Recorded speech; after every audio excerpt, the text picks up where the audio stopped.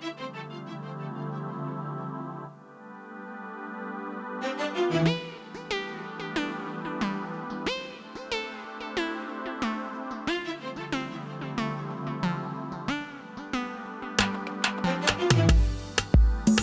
that I wasn't clear last night, baby. I'm not here just for the fun, oh no, mommy. I've been looking for the one in these cold nights, just to share the love of an entire love. I've been running my entire life, but I ain't afraid of love no more. It was all about you tonight. Let's talk about us. Last night was all about you tonight. Let's talk about us. I feel that with you I don't need to chase no more. It feels like my pleasure days are gone. Maybe I'm just lucky, or it is my time to cherish the one that was meant for me.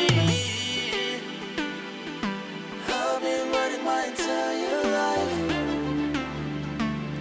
but I ain't afraid of love. Last night was all about tonight. Let's talk about us. Tonight was all about you tonight. Let's talk about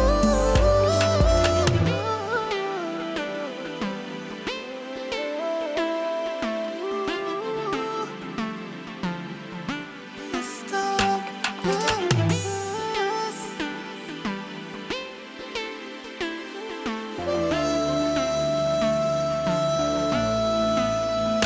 Last night was all about tonight. Let's talk about us. Last night was all about this is all about you. Let's talk about us.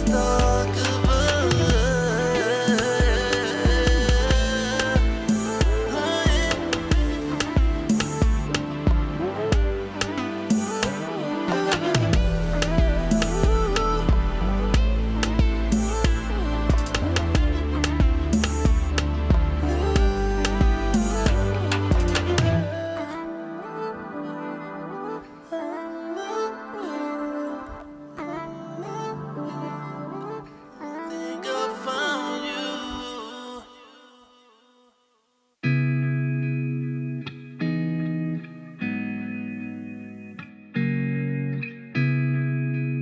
One, two, 1, 2.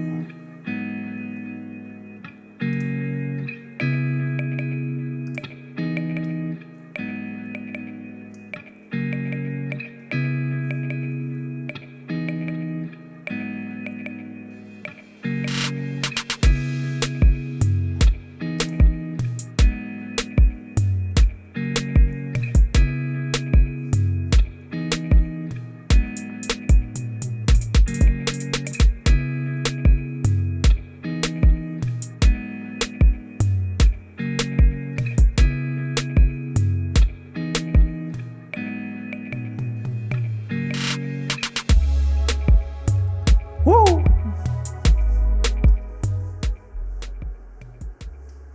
Oi.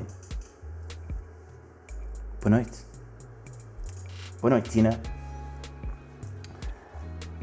Hi. Mwagima. Paula, sempre presente. How are you? I'm fine.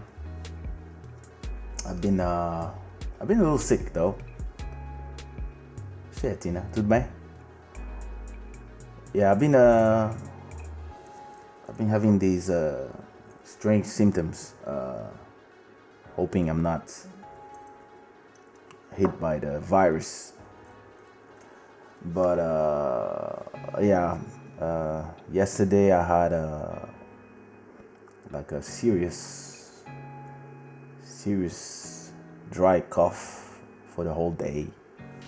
Was it yesterday or the day before? I think it was the day before, 2 days ago. And after that, I started feeling very tired. So I slept the whole day.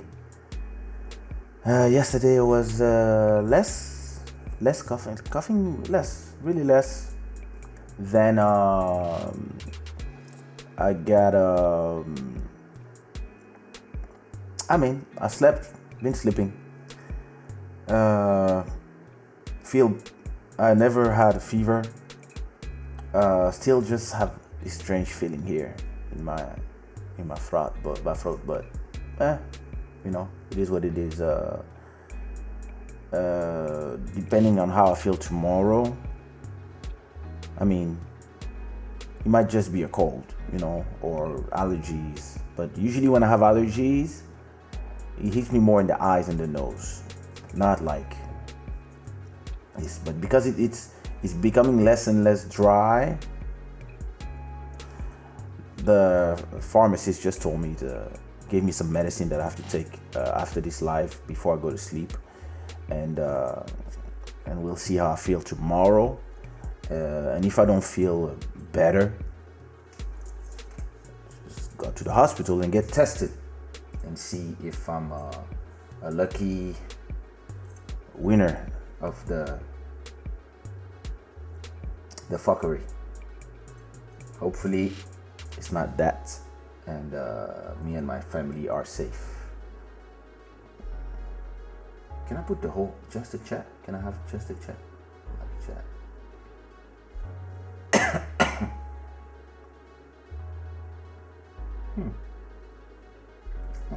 No say. Yeah. So how's everybody feeling?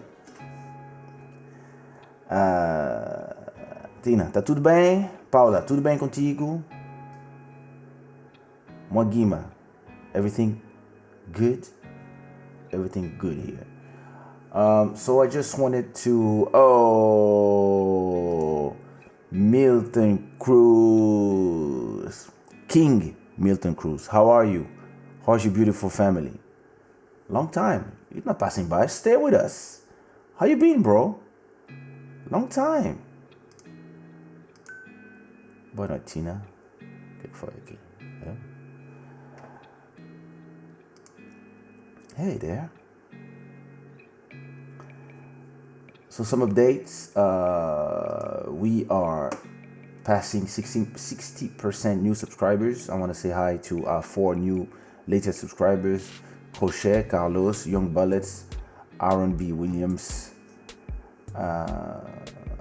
Estamos bem. Tô pouco doente, mas tô okay. That's what's up.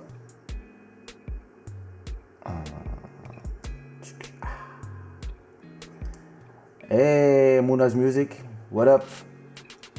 What it do? So I started late here. It's 2 a.m. in Portugal. I like to start my live around midnight 20, but my wife was busy until a certain time, and my daughter's, that because she's not in school yet, she's I had to really stay with her until she fell asleep. She was a little aggravated today, but so good.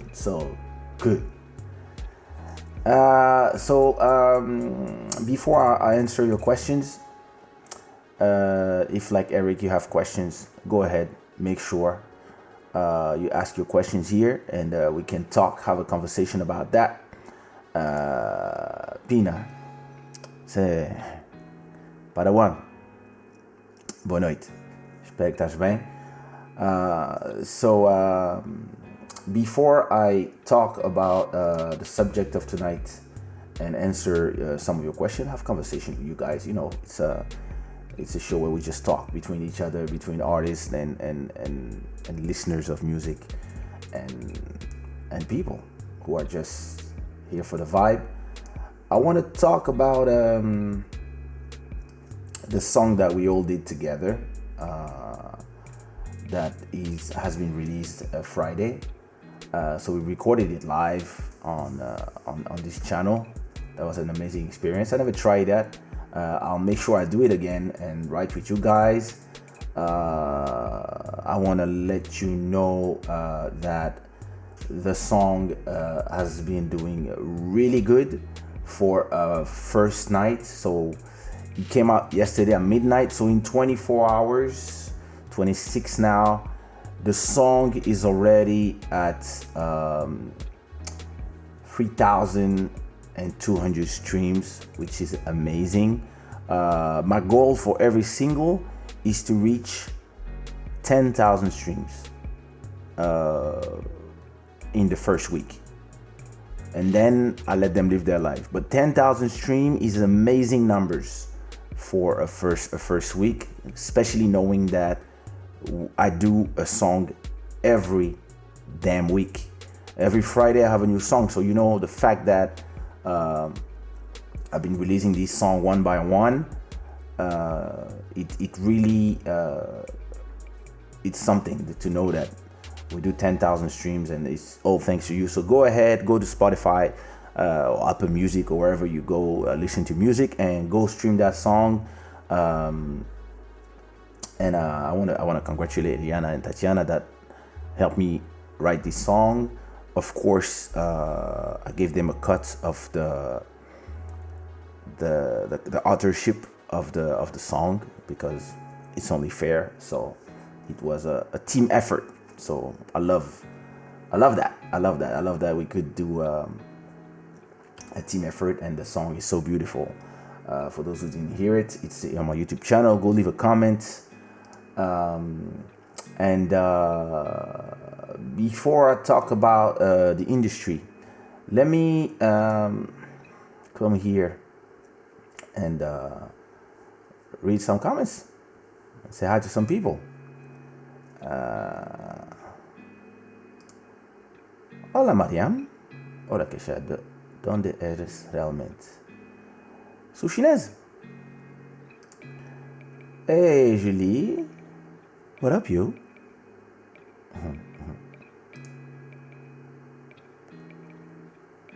Muito obrigado, Paula. So, it is a special song, Zadel. It is a special song. And we'll do more of this. We have to do a special Candy Zouk groove like that. Done here. That would be something else.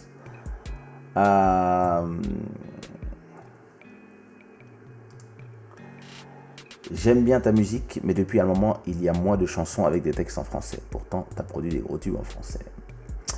Eric, sache que dans tous mes albums, il y a généralement 10% de titres en français. Donc, la plupart des albums, il y a 2 ou 3. Et dans mes derniers albums, c'est pareil. Donc si tu écoutes par exemple mon album...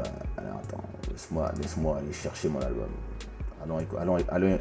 Allons dans mon dernier album. Si tu vas dans mon dernier album, African Prince, tu verras que... Dans les titres, il y a en français... Je t'aime quand même.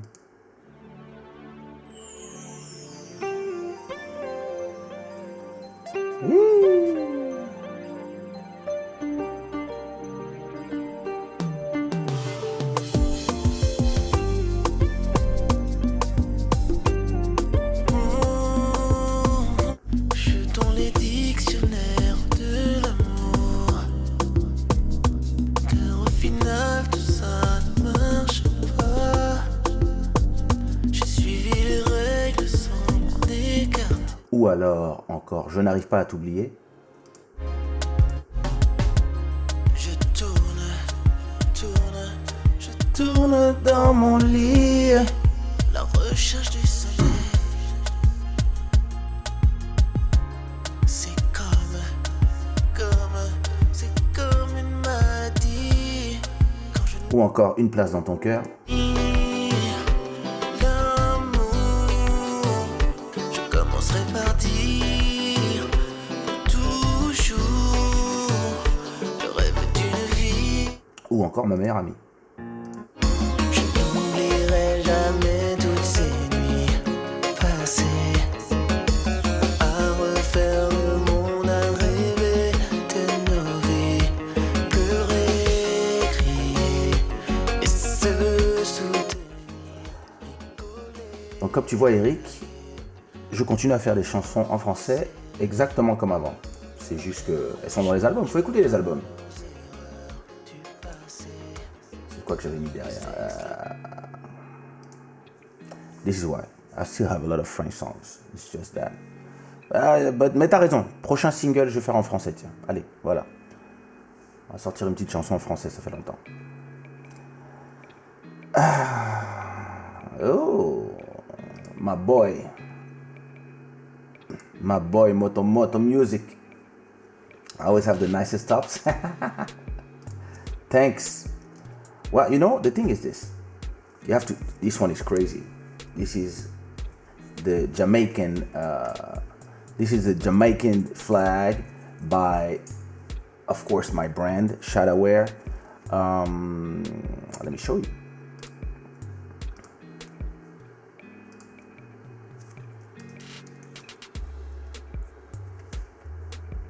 There it is. So that's the one I'm wearing now, today. In the back, it says Jamaica represents. And in the front, it's just like the flag like that. Of course, completely designed by me. I do that too. Sorry. I'm being attacked by viruses. Oi, Maria. Boa noite. Family time was nice, but like I was saying before you came in, I've been coughing seriously, especially 2 days ago, so it was a little scary. And I was super tired, so I actually spent the last 2 days sleeping and coughing. And I went to the pharmacy today, and since I don't have fever, and I'm just coughing, so they say that as long as I'm just taking vitamins and paracetamol, and I should be fine. And if it gets worse, hospital. But other than that, you know, time with the family was great, you know. And yeah, sorry for coming late, but I guess everybody's still here. Não me lembro se diz. Diz boa noite? Boa noite de novo, se não. Stella, bonsoir la Guyane Bleu d'Heure. Ça va? Obrigado. Hey, Maximum. You like that one? That's the way it is.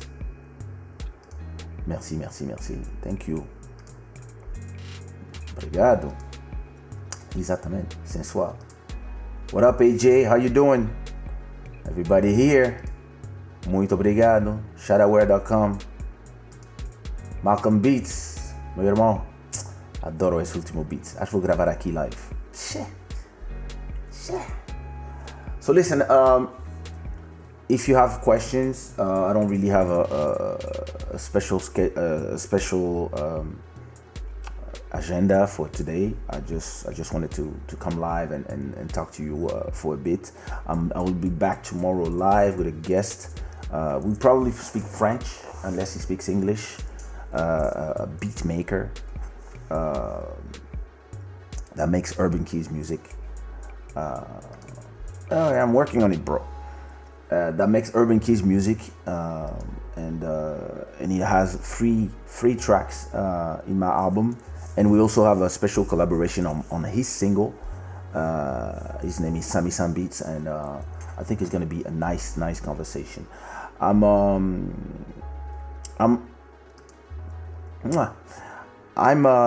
struggling a bit with the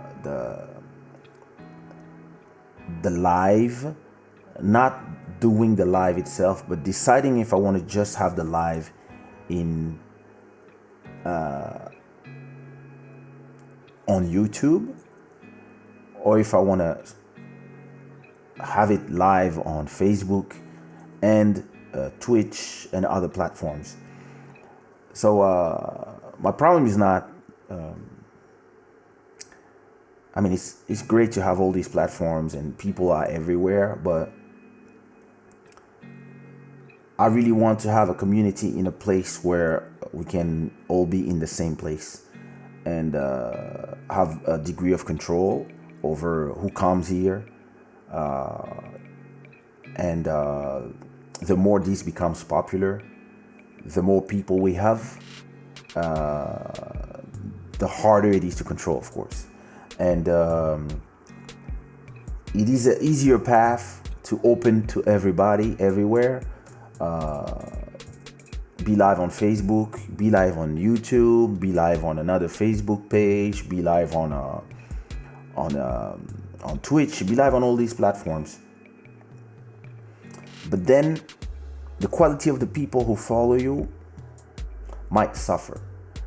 And I'd rather build in one place and create a community with a sense, right? And then I can have moderators that I trust that can polish the chat. So I'm still thinking about it. So I guess that when I have maybe a guest that it's interesting to have him talk to everybody, maybe then I can be live on a lot of platforms.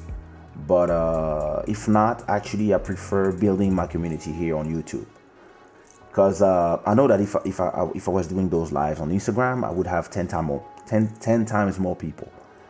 But then I don't know, you don't always control the outcome. You see what I mean? So you have to think about all these things. All right, let me tell some people that I'm here.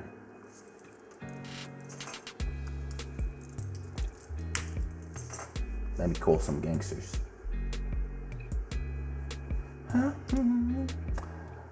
So, what was I saying? I want to talk about the streaming platforms and how the pandemic is changing the landscape for musicians, producers, label owners, and people who own content. Before that, I will answer a few questions. Que feras-tu en premier à la sortie du confinement? Alors ici au Portugal, on est déjà déconfiné.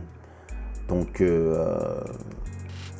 j'ai pas vraiment fait quelque chose de neuf. Enfin, tu sais, moi je vis au bord de l'eau, je vis dans un quartier super agréable et en fait, tous les 3 jours, j'allais déjà faire mon jogging de 10 km.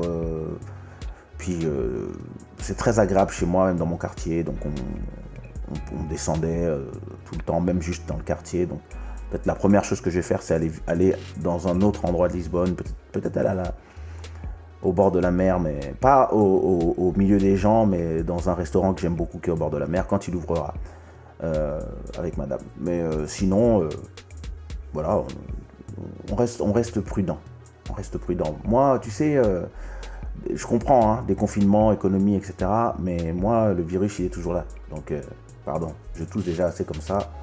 Je vais pas commencer à les sauter à droite, à gauche. Ma question, j'aimerais savoir comment ça marche pour les royalties. Even are you a beatmaker or artist? Or if you want to act like a label? Les royalties, ça dépend. Ça dépend de ton contrat.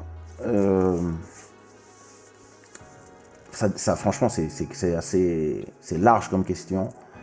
Quand tu es créateur et que le contenu t'appartient, tes royalties, tu touches 70% de ce qui est généré par les plateformes de streaming ou de vente. Et quand tu es artiste, généralement, tu touches entre 6 et 10%. Pour les beatmakers, ça dépend. De nos jours, le streaming, ça rapporte tellement peu par chanson que tu peux avoir un contrat de royalties pour toucher 1% de la chanson, mais en vérité, il vaut mieux soit faire des flat fees, donc demander par exemple X par chanson, pour un beatmaker par exemple, et ensuite, ou alors faire des échanges. Moi, je fais des échanges personnellement. Plutôt que de se perdre dans les histoires de royalties, moi je préfère dire à un beatmaker, écoute, fais-moi 3 beats, en échange je chante gratuit pour toi dans une chanson. Et, ou X beats, selon si le beatmaker est connu ou pas. Ce qui permet de par exemple se retrouver avec... lui, il peut utiliser ma célébrité pour lancer son label de business, par exemple. Et moi, je peux utiliser les 3 beats comme bon me semble. Si tu es un artiste, ça dépend aussi de ton deal avec ton label. Tout dépend. Vraiment, c'est... Since I don't have Instagram, I still haven't seen the battle. Other than I'd be happy if you stay on YouTube for the live. Nice. Well, listen. I think I'm gonna upload the whole battle. I'll have it on video, so I'll probably upload the whole battle here on YouTube.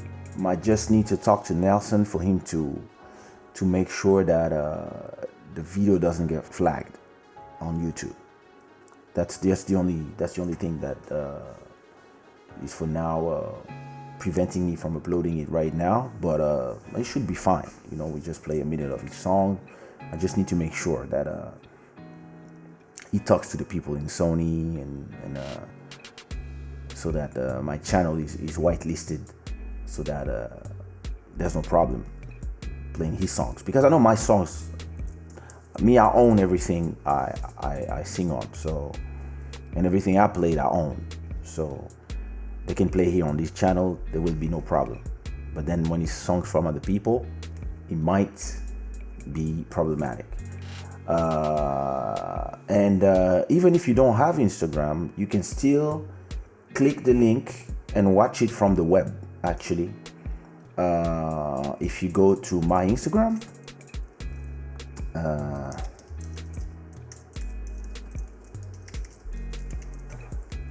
I think you can still watch it without being a subscriber. You can just click this link on the web. I'm not sure. I don't want to say something stupid. If it doesn't work, in this case, I'll just add it to the YouTube channel anyway. But it was cool. Or maybe I play it here live. That could be a nice live. Like I play the whole thing, and then I come back to comment.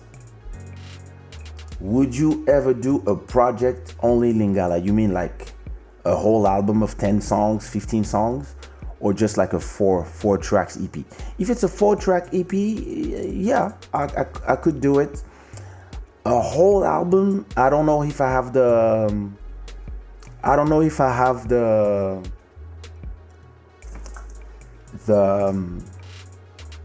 vocabulary to do a whole project, and unless I have people help me writing. If I ask Fali Ipupa and them to write me songs,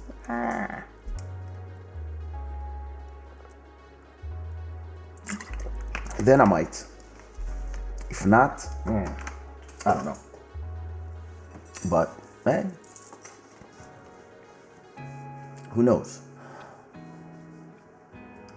An EP? I might. You know, an EP. I wouldn't mind. You know, I actually have I'm preparing a song with Jeff Afrozilla. I mean, it's Jeff now, the name. I'm preparing a song with Jeff where I'm gonna sing in Lingala. People love when I do house music in Lingala. It's very popular too. So I might do some stuff, and I just ask from some friends who speak well for help, because sometimes I wanna express stuff a little bit deeper, and then the vocabulary is really what keeps me from doing like full songs. Oh, full songs I did already, but like a full, full project when you want to talk about different things. Talk about love it's not a problem. If you want to talk about the war, if you want to talk about like things that are deeper, political and stuff, sometimes it's harder. But then I have a lot of friends that I can call for help. And I know who to call, so that would be a nice project. Sorry. So let me talk to you about the global audio streaming platforms analysis. I have access because I'm a content owner. I have access to trends and market updates, and I want to explain to you how what's going on right now is impacting us as creators. So right now, indeed, it would. So right now, what's going on right now is that we lost 6 to 7% in terms of stream. So what happened? Yakuba, hi. What happened is that the people who listen to music at home are still listening to music at home, and they're at home all the time, so they've been listening to music. But in terms of market, what we lost is all the people who listen to music when they go to work, when they commute. So home to work, lunch pause, and work to home. All these people that usually listen to music on their way, they stop listening to music. So that's a lot of streams that we lost. Another part we lost is hotels, lounges, restaurants, cafes, little bars. There's a lot of places that stopped using DJs, and they just have a playlist that just goes on, and they have somebody that either they use playlists that they do themselves, or they have some playlists that they just play, then they just follow, and they let the curators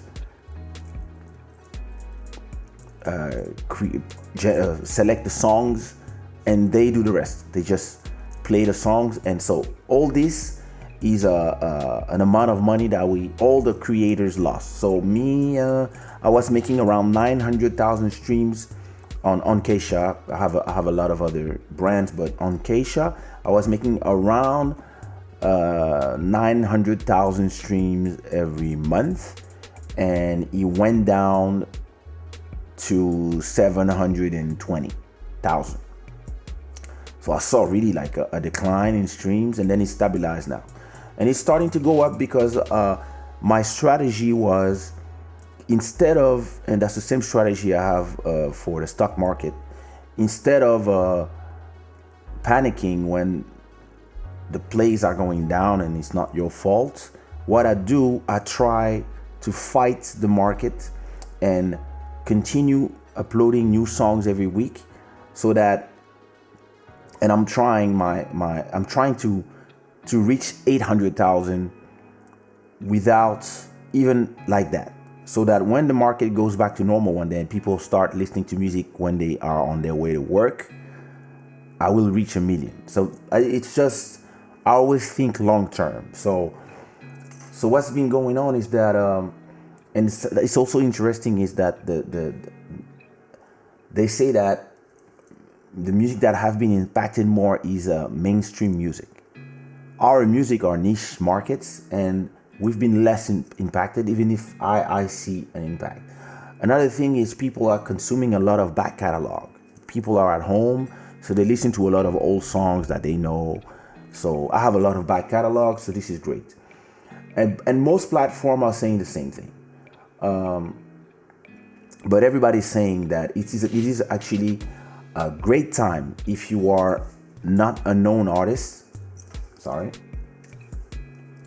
It is actually a great time if you are not a known artist, a small artist like us, you're not like a big, to release music now. And I'm going to tell you why. All the big players in terms of music, take it like cinema. All the cinemas are closed. The movie theaters, they're all closed, right? And all the people who were releasing Marvel movies, all these big blockbusters for the summer, they all decided that they will postpone all their releases till September, October. But people are still loving movies and people still want to see movies. So what happens is that a lot of people are, because there's no cinema, what they're doing, they're going on Netflix, Amazon, and Apple TV and these platforms to consume movies or series, or YouTube, like all of us here. And what's interesting is that there's a lot of movies that don't make it to cinema that are produced first on Netflix, and a lot of people are seeing them because the big players are scared of the market right now. So they're like, we'll wait. And in the music is the same thing. The big players, they need to release the music in conjunction to the festivals. And because they make most of their money not on the streaming, they make most of their money on the performance, the shows, the clubs, all these festivals. And because all of the festivals have been canceled, they don't see a reason to release music, because they know they're gonna have smaller numbers than before because the market declined of 20%. So all of these guys, they said, you know what? Let's release like later. Let's release in I would say August, September, October. This is when there's going to be a lot of competition because all the big players, all the big artists will release their music. So the path is clear for us, the small artists, to just come and make music. And because the platforms don't have the music from the big artists to serve, they will serve the fans our music, because the platforms need content for people to keep paying $10 to $12 or euros every month for Spotify, Apple Music, etc. They need new content all the time, or back catalog. And if you serve your fans right now with new music, the platform will say, well, okay, there's no X big artist, let me give them some Kaysha. And me, I've been releasing since the pandemic started. I released one song. Let me show you.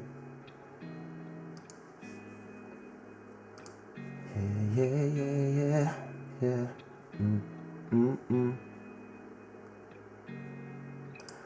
I've been releasing, as you can see, I released one song every week. So when the pandemic started, I think I was releasing this one or that one. And then the week after I released that, the week after I did that, the week after I did that, then I did that. Make me want to say that was a month ago, 3 weeks ago, last week, sorry. And this is yesterday. And I have a song coming out next Friday. And I will have one Friday after that. And I'm going to keep releasing tracks every Friday. And I'm just talking about as Kaysha, because I also have a lot of songs under my other imprints. But what goes on is that this is, if you are an artist and you struggle because there's no space for you, all the big players are scared right now. So this is the best moment to release something. And it's not just music. This is the best moment to release music. This is the best moment to release videos. This is the best moment to do live shows on YouTube. This is the best moment and to gather people around your content. This is the best moment to do vlogs. This is the best moment to do your cooking shows that you always dreamed of doing and you don't know how to do it. Well, listen, this is a telephone. Oh, by the way, Shada wear for the. This is a telephone, right? You take your telephone and you put it on a tripod like that. Boom. I'll show you.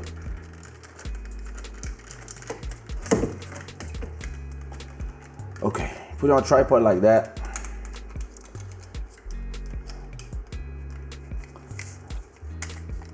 Sorry. And you put the camera on. You put it on video mode.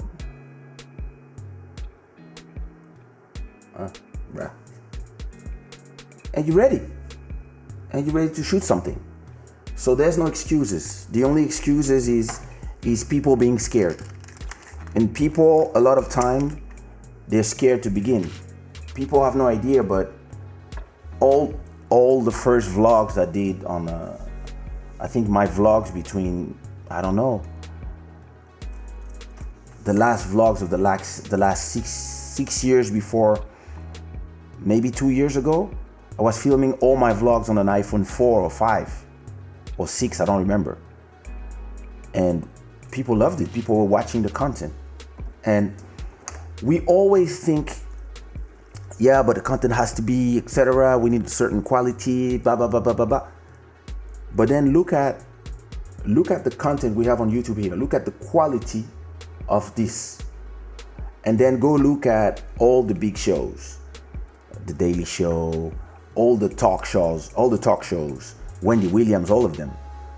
They all have crap quality because all of a sudden these guys, they used to have big cameras set up, etc., and not care about technology, and they have a lot of 100 people working to do their shows, and all of a sudden all these people have to do their shows from home, and because they don't have any technical ability, they tell them, well, shoot with your phone, and everybody's still consuming this content because people don't come for the quality of the content. If the quality is there, this is the icing on the cake. But people come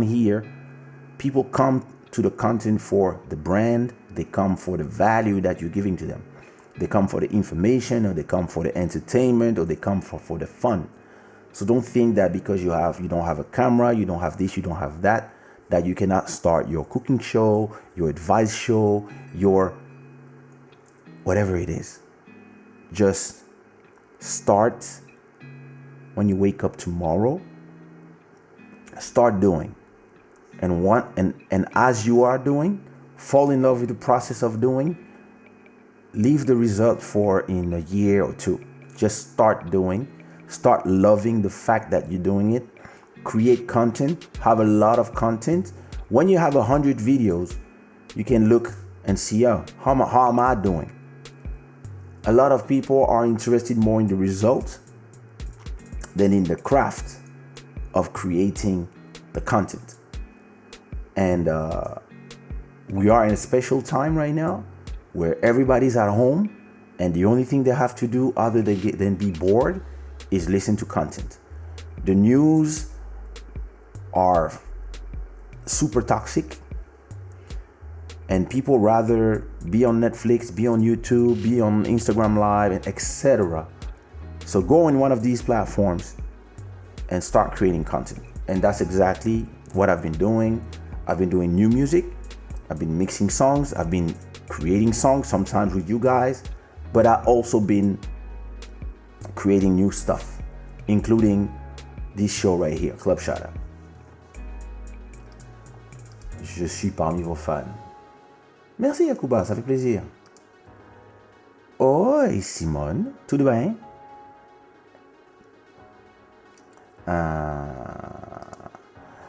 What's up, Kay? Hey, Joanne. I went back to some oldies of yourself. Keep up the good work. Peace. Thanks. Obrigado, Simone. Espero bem que estás suscrita e que estás a me seguir no Spotify. if the big moves come out all the time, after a few months, I think there might be less revenue because of market oversaturation. People just flock back to cinema. That's exactly, yeah, that's true. Not only they will all come out at the same time, or I mean, they will gradually, whatever. But then, whether people go to cinema or they decide to do a theatrical release plus digital, where you can buy it on iTunes for 10, if you're scared to go out to go out of home. So they might tell you that you can you can go watch it at the cinemas and only at half capacity to protect people, and at the same time you can buy it on digital or on Disney Plus or whatever, or on Netflix. But at that time, for us, the smaller creators, there will be less air because they will have the big promotion, etc., etc., etc. Right now, while they are looking for what can we do, this is the perfect moment to come and bring content, because people need content. Listen, my YouTube channel went from before the pandemic, my Kaysha channel was making 700,000 views per month, or per 28 days, I think, and it went up to 1 million. So that's 300,000 more views from people watching videos, from people watching the live shows, and after the live shows, people watching the rerun, etc., etc. So what this shows is that you have people's attention because they have nothing else to do. Once people go back to work, they will have other things to worry about than watching your IGTV live at any time, because right now everybody's live all the time, and it's annoying, but there's people to watch it. Once everybody's back to work, we all have to schedule. I will not come at live at 2 a.m. in the middle of the night because there won't be nobody. I will go live maybe at 4 p.m. from 4 p.m. to 6 Portugal time. So that would be the morning in the US. It will be 4 p.m. for us here. And at least I can have maybe more people during the day. And it will be just before I go get my daughter from school. And it might be a better schedule. Who knows? And I will maybe I will do late night only on Saturdays or on Fridays, whatever, before going to the club. We'll see.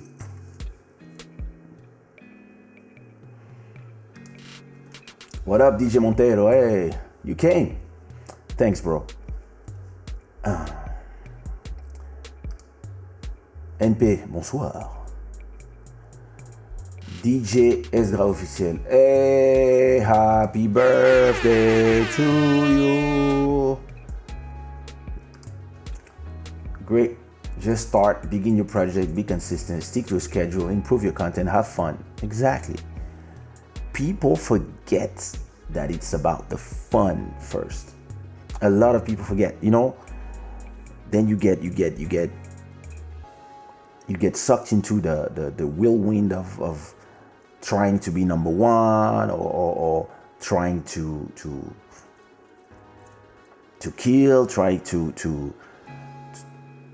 please people, trying to go be booked, etc., etc. Once it's a business, you have to balance, of course. You have to find the right balance between the business, which is making money from your content, and the art. And you can, at a point, you cannot just do the art for the art, because you will not make money.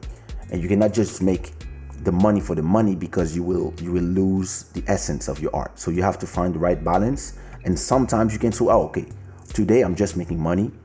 And once you've made that money from whatever content you do, then you can be like, oh, now that I made money and I'm good for a year, now I'm just making art and fuck it. and then you go back, and then but most of the time you have to stay like this. But have fun. My wife she's a great cook, and it's been forever that I've been telling her, listen, I want to make a cooking show with you. I want on your own. She has her own channel. I built her a YouTube channel. We've been working on it together and she in 2 years she already has 80,000 subscribers. So we did a great job. Of course, she has all the talent. She does a lot of amazing things with her hair and stuff, and she has a lot of people who follow her on Brazil. And I've been telling her, listen, find some time. Let's do a live show when you talk to all your people, like I talk to all my people, about whatever, life, beauty, whatever, marriage. Go ahead, do something, or have a conversation with your friends. I've been trying to, push her to do that. I know she has 200,000 followers on Instagram, so she loves putting her photo and etc. And we set up a good business when people pay for her to wear their product, so that it's advertising. So this is great, but I'm also showing her that the YouTube business could be a good business too, especially that she has a lot of people who love her. She loves photos, but she doesn't like to speak.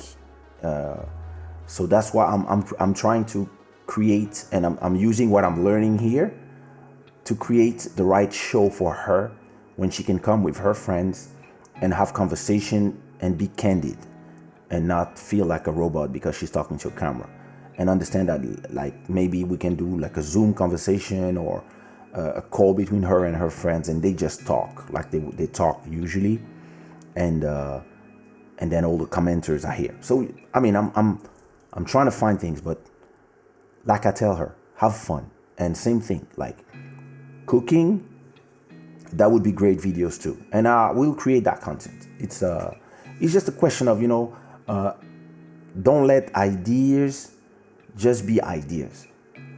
Try to make ideas become concrete, something concrete. Have these ideas, and don't wait, because if you wait too long, you always get to a point where then you're old, and you're I dreamed to be a dancer, but being a great accountant or something, and then you live with regrets. If it's something I don't do, I don't live with regrets. I'm not a person who regrets. I do mistakes like everybody, but whenever I do a mistake, it's a lesson for tomorrow. So I'm all right, I did a mistake here. Next time I'll be ready. And I don't have regrets, because when I was younger, there was one of my father's brother always was asking me to go see him, and I always had an excuse. You're bad, whatever. And I was young. I was I don't know, 12 years old, 13 years old. I always had an excuse because I didn't want to go. I was and then he died. And once he was dead, there was no goodbye. There was no, oh, let me go see my uncle. It was just, it's over. And starting that day, I said to myself, this is the last thing I'm going to regret. Everything else will be a lesson or a no for next time. No more regrets. So when I think that there's something I want to do, I just do it. That's how I'm built. That's how I've been building myself.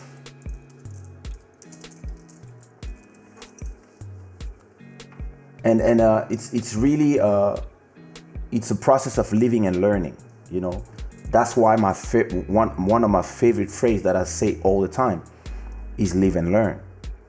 Because if you don't live to learn, then you don't live.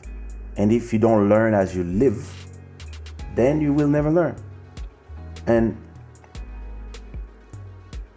if you don't try mean if you don't live? How you learn?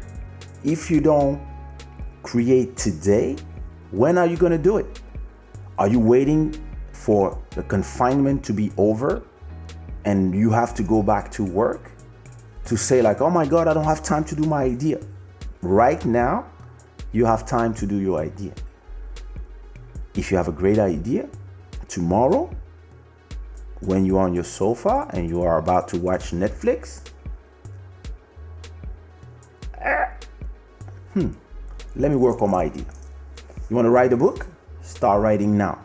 Oh, I don't have a this. Listen, there's a note app here. Start writing. Like right now, there's no excuses. Right now, this is the time where we all have time. We all have time to do something. Listen, it's not the first time I do something live on YouTube, but I really didn't have the time. Like I used to do a show with Vandame called We Talk Some. We would call each other on Google Hangout and have a conversation for an hour or two.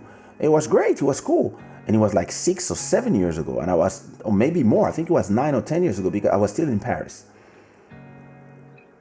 But I didn't have time because I was busy building so many things at the same time that I said like, okay, I'll keep it for another time. When the quarantine started, first thing that came to my mind was like, yo, I want to do a live show. Let's go. And yeah. Sorry, I get carried away when I start talking. And I forget to read your comments. Stefan Vittoria. What up, Stefan? How are you? How are things in Atlanta? The US is a shit show, man. Thanks, brother. I think, Milton, more and more I'm thinking about two other things that I want to do. As I want to perform. I mean, I've been working to not have to perform, so I'm performing less, and I'm really thinking of replacing performing with another type of performance, which is conferences. I want to start talking at performances and getting paid, and it pays more actually than singing. But I want to start talking at performances, motivating people in business and arts, which is the two things I've been mastering. And another thing that I really think that I could start doing too is being a consultant for people who are wanting to do stuff. I think I have a lot of expertise, and that could be a great business.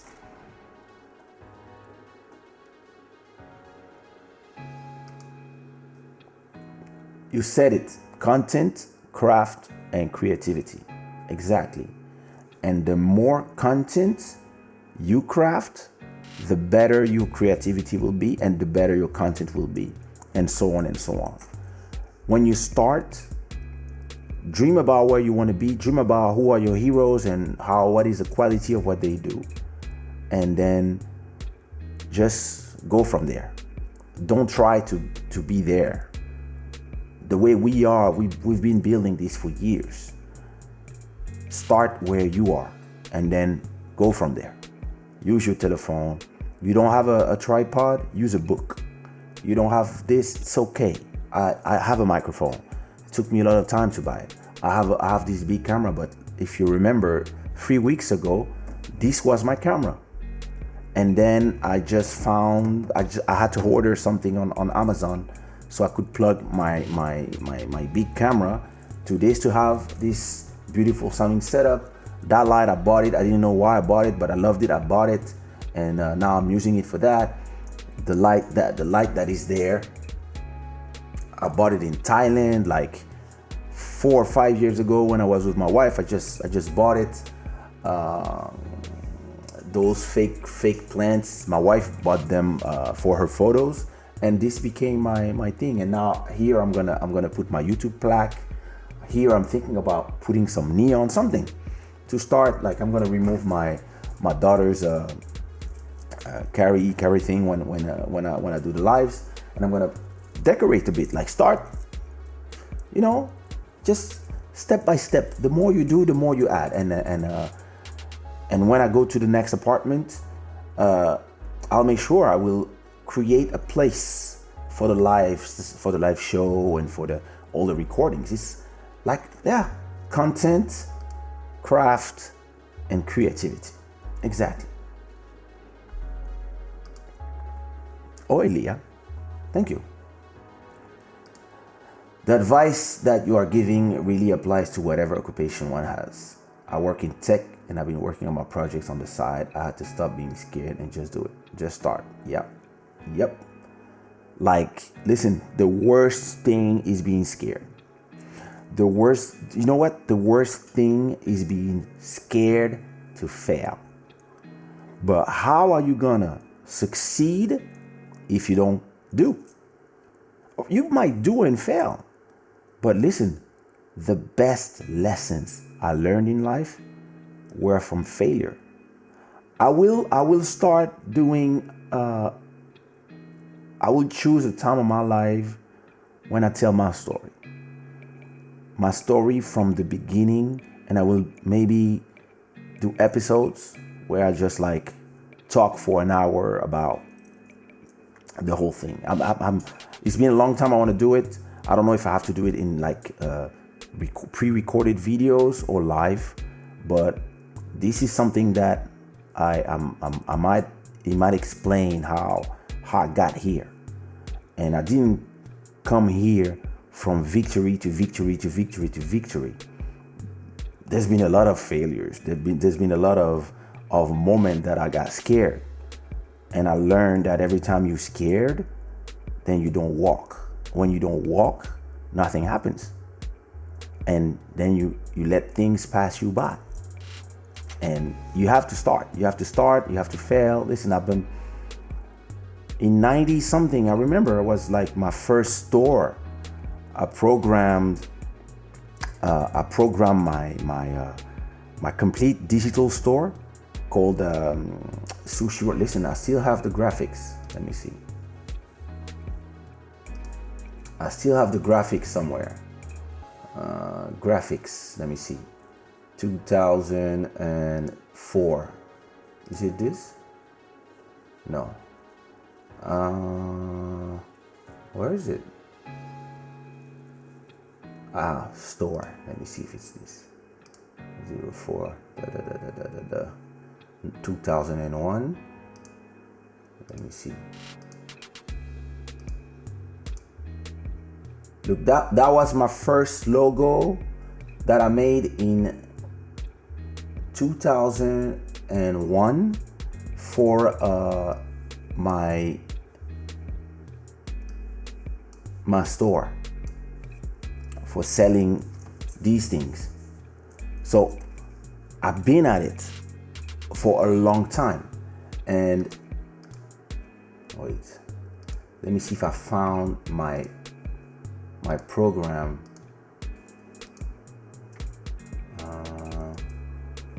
I had a whole store that I built in PHP. I programmed everything. I found some little project. Let me see. I'm trying to see if I can find it. It's been such a long time. I think I found it. Sushi roll. There you go. This is from 2000. See? No more CD. Join the digital revolution. Sushi Roll Ultra Digital Store. In 2001, I was saying those things. And it's only in 2020 that we are fully into it. But in 2001, I was walking. Listen, in 2001, maybe I was selling $5 worth of music on my own on Kaysha.com, but I was so happy. I was like, wow, it works. People are buying it. And people were laughing. Artists, producers, execs. How much you selling on your store? I sold $5. We are making here like 50,000 every month from whatever, and this guy is happy because he sold $5.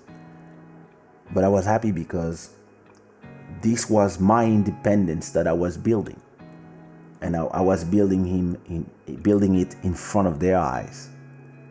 And in 2008, so that's 8 years later, when I told them I'm out, I'm going indie, and the deal that I signed back then with the record company I was working with, and I was doing my Sushi Raw imprint, was we do CDs, all productions, 50-50 in terms of revenue, but the digital is 100% mine. So when we signed that contract, they were laughing because I was like, oh, you want 100% of your $5?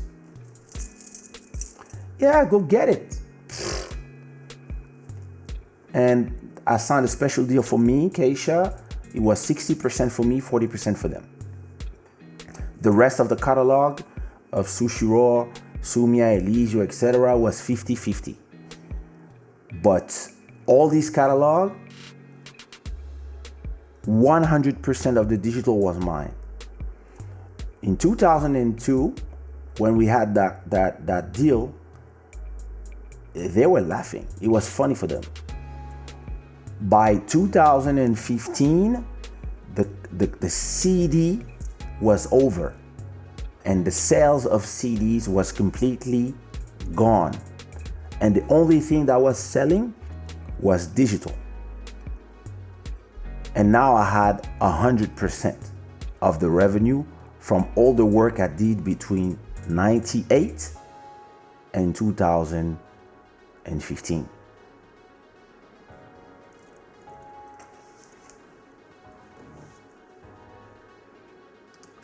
As long as the content is great for the audience, as long as the schedule is flexible for you and the audience. Exactly. Thing is this, by the time things go to a different state, I don't think normal is the good word. I think normal is going to be in a long time. But by the time we reach that moment, I think I'll ask people, so what is the best time for you guys? You know, a lot of people are here at night. I don't know what time it is for you guys. I know that here is 3 a.m. for me. I want to move the whole show when my daughter goes back to school, and then I can freely talk without having her yelling or crying or asking for something. If when her mom is busy, I could do 4 p.m., 2 p.m. or 6 p.m. Something where I can come here for an hour or two and unbothered. So we'll see what works for everybody. You know, Moto is in Canada, so it must be around, I don't know, 7 p.m. or 8 p.m. for him. So he's 4 p.m. or 4 p.m. for me might be 10 a.m. for him. Does he work? So all this will have to be a conversation between all us guys. And the good thing is that, and that's why I don't like the lives on IG, until maybe they start giving you the option to directly put your live on IGTV after your live is done, or automatically. I really believe that I prefer YouTube as a platform to do live, because here, first of all, look at the quality. You can look at me on your TV. You can still use your phone. You can have me in the background and chill, have the comment, etc. And you can replay it whenever you want. You know, we usually, when we do these lives at this time, we have around 300 to 400 people. And then the next day, there's another 300 or 400 people that watch it after. And a lot of people want to catch it live, like you guys. Thanks for being here. But then there's a lot of people who are like, nigga, I'm sleeping. Tomorrow I'll watch it while I take my breakfast. Indeed. Quando você vai para São Tomé, quando você foi para São Tomé, o que tu mais gostaste? O povo. O povo foi fantástico. Realmente. Amei o amor que recebi lá. Foi. Mas Kizomba! What up, my brother? How are you?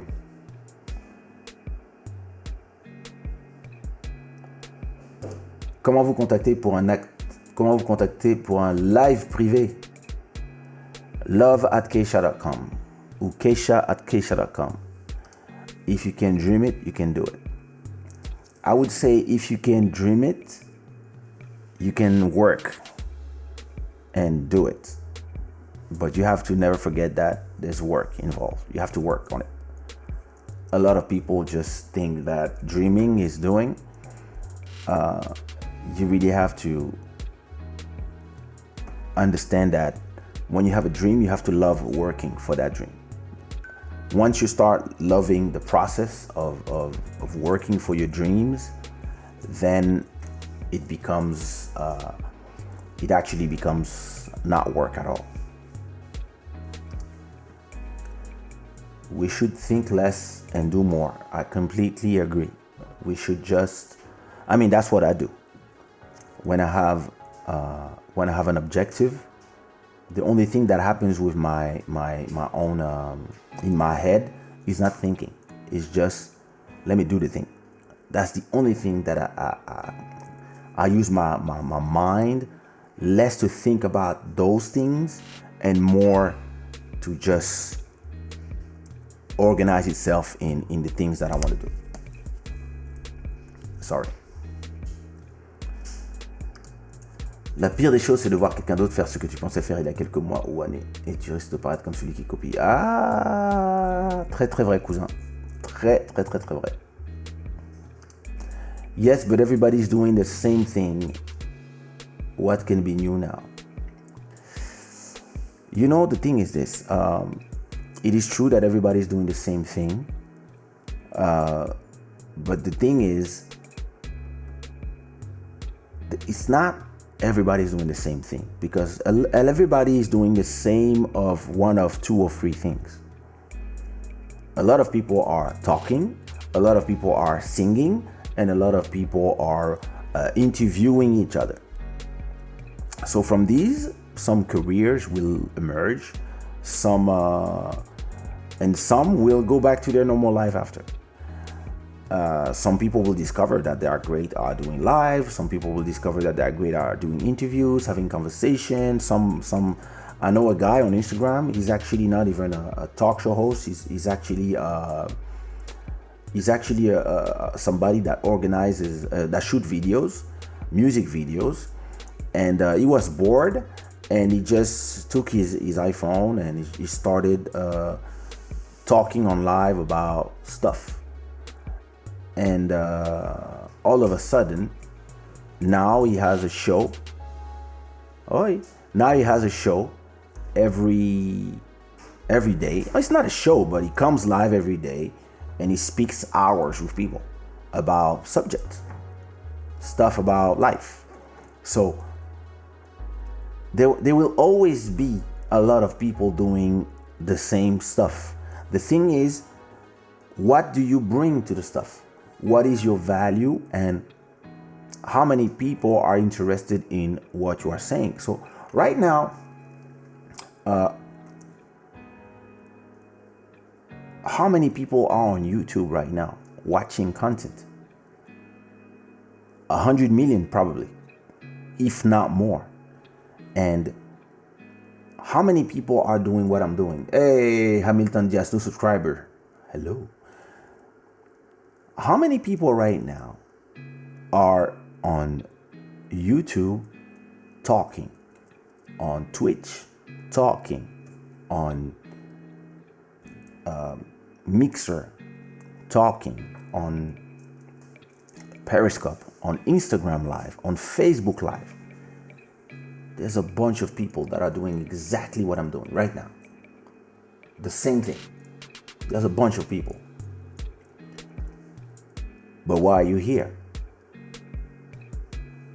You are here because the first time you came here, maybe you came because you like my music, or maybe you came because you were curious, or maybe you came because you like me, or maybe because, who knows? And then you stick around. Why did you stick around? Because coming here brings a value to you. And I could go on Instagram because I would focus on the numbers and say to myself, I don't want to have 300 people watching me. I want 3,000. Let me go to Instagram and do the same thing. Just talk. It's easier. Everybody's there already, etc. But that wouldn't go with what I'm trying to do. That's why I'm here, and I'm on YouTube, and I'm bringing value to you by having a conversation with you. And I've been doing it for 3 weeks now, and a lot of people that are here, if they are not new, welcome. Everybody else has been returning people, and they come back. Why? Because there's a value of hearing me talk and having a conversation with me, and either asking a question or participating in the conversation, and even meeting people who think alike. So this is the value. So the question is not what is new in what I'm bringing. The question is, what is the value that I'm adding to the people? Why would somebody waste an hour of two or that time at 3 a.m. in the morning? Instead of watching a movie, they would watch a guy talk. So that's the question you have to ask yourself, is if you want to do something, what do you want to talk about? Do you want to talk about God? Do you want to talk about music? Do you want to talk about business? Do you want to talk about, like me, I'm talking about business and music and life and all these things at the same time? But what is the value that you are bringing to people? You might just want to talk about relationships, and then you find your niche, you find your people, you create your tribe. What I'm doing right now, I'm creating a tribe. Of course, I have people that follow me. I have a lot of people that they come from the music, they come from other things, they've been subscribing because of other things. It doesn't matter. Even if I had nobody, even if I would do this and I would have 2 people watching, I would build from these 2 people and let these 2 people bring other people. And then, so, because nothing is ever new. What I'm doing right now is not new. I'm just a guy talking to a camera. We've been watching this on TV forever. And before TV, back in Africa, thousands of years ago, people were sitting in front of the fire and the griot were talking, and it was the same thing.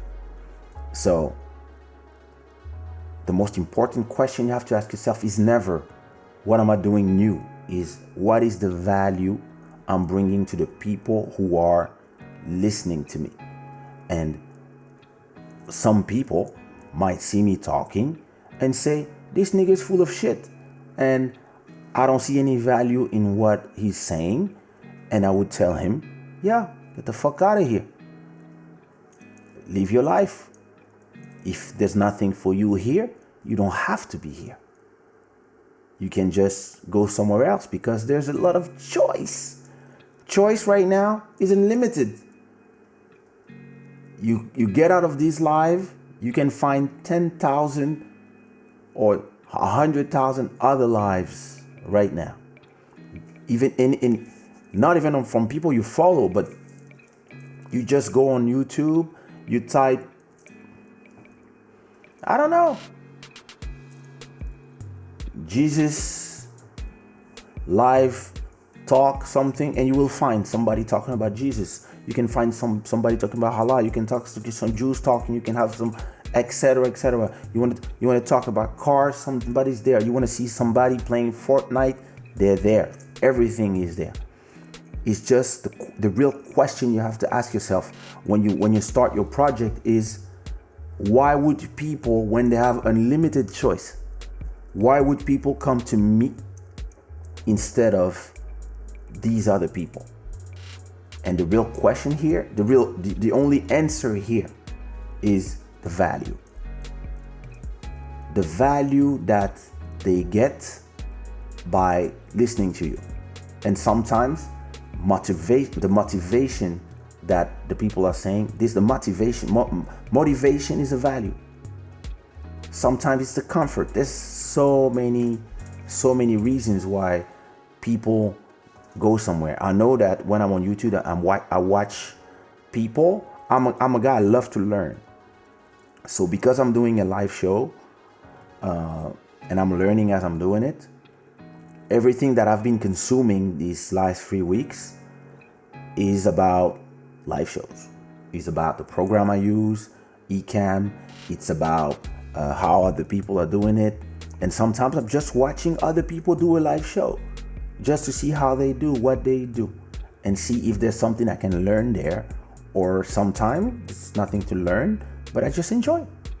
I'm just like, oh, nice, cool. Sometimes last time I was watching somebody play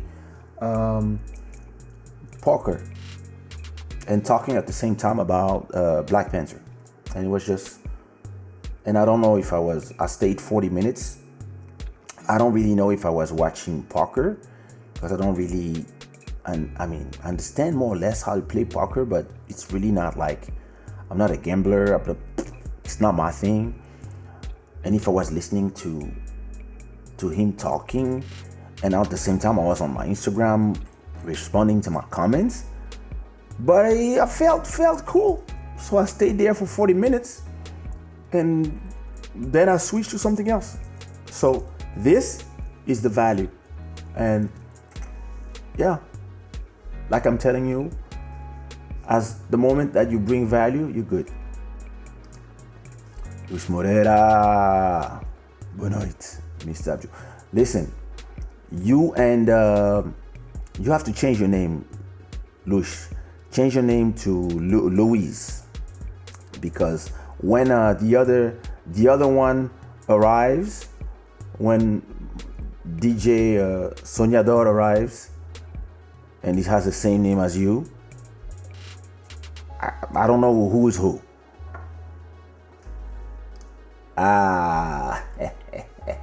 Listen, I'm gonna do t-shirts. I'm gonna do a new range of t-shirts with all the logos.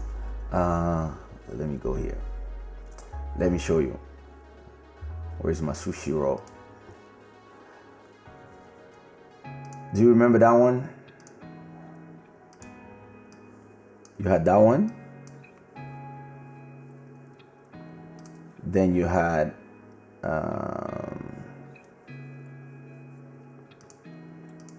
I don't know if you remember. Where is it? Oh my God, that old one. Then you had that one. Then you had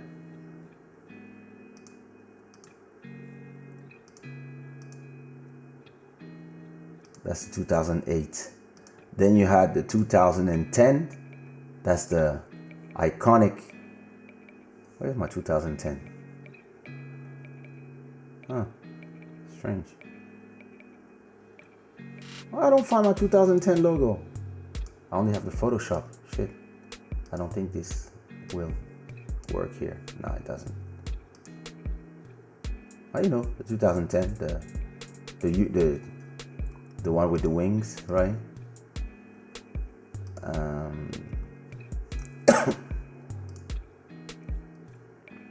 Where is it? Here's the 2010.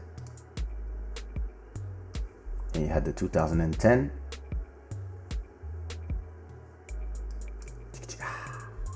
Oh yeah, iconic.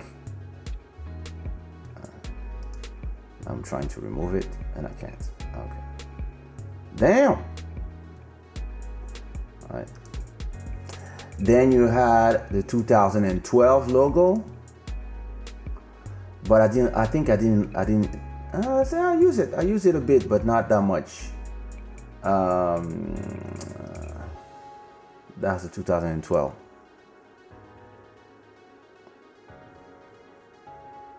But I only used it on t-shirts. Then you had the 2013. Sushiro 2013 is... No, that's the 2012. That's the one. Yeah. Then you had the 2013. I don't know if I have it here on JPEG. I don't think so. That was a nice one. Why I don't have it in flat? I don't have it. Anyway. After that, you had the 2019.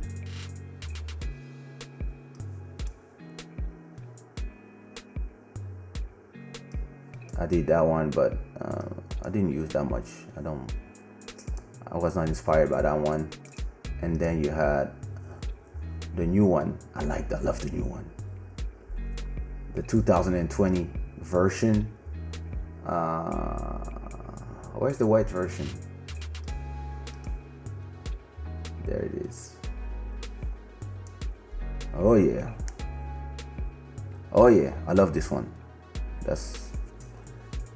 Yeah.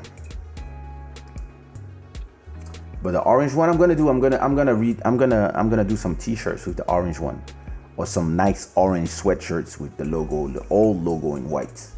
I'm gonna do them. I'm gonna do that. Hey. Yeah, bro. You are giving us keys and weapons to stand tall and never fall. Indeed.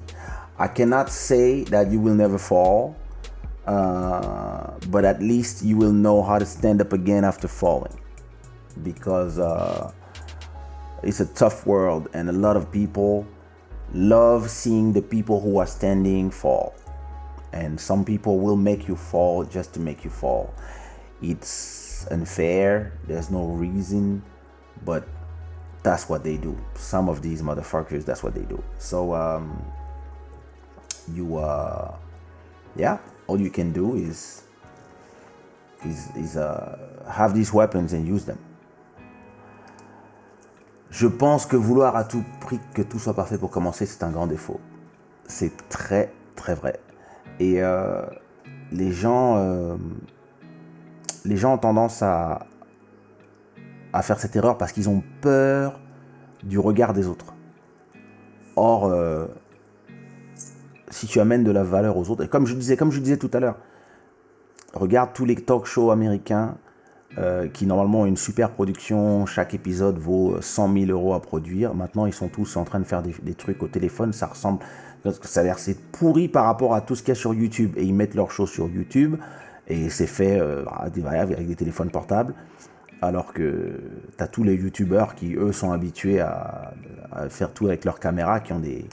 Voilà, c'est beaucoup mieux à voir que tous ces trucs-là, tu vois. C'est...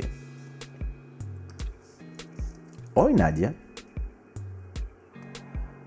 What is the music that gave you more fun to do and why? Sorry.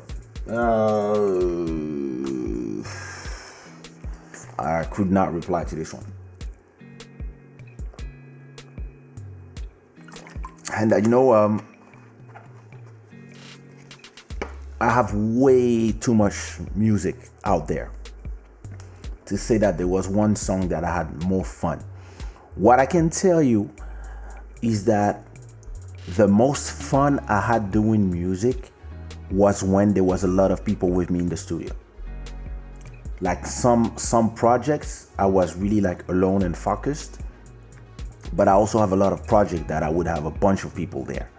Like I had sessions where I had like Mika, Elisio, ABG, Olivier Dumou, my people, my crew, my friends, and some other friends, and we would just be there. Then there would be a lot of talking behind me. I would stop every like every 30 minutes to laugh, to have conversations about stuff, and then we would record at the same time, like stop, record something for 20 minutes, and everybody would be concentrated, and then go back in the booth and then start laughing, talking, and then go back, and like those to me are the best sessions. And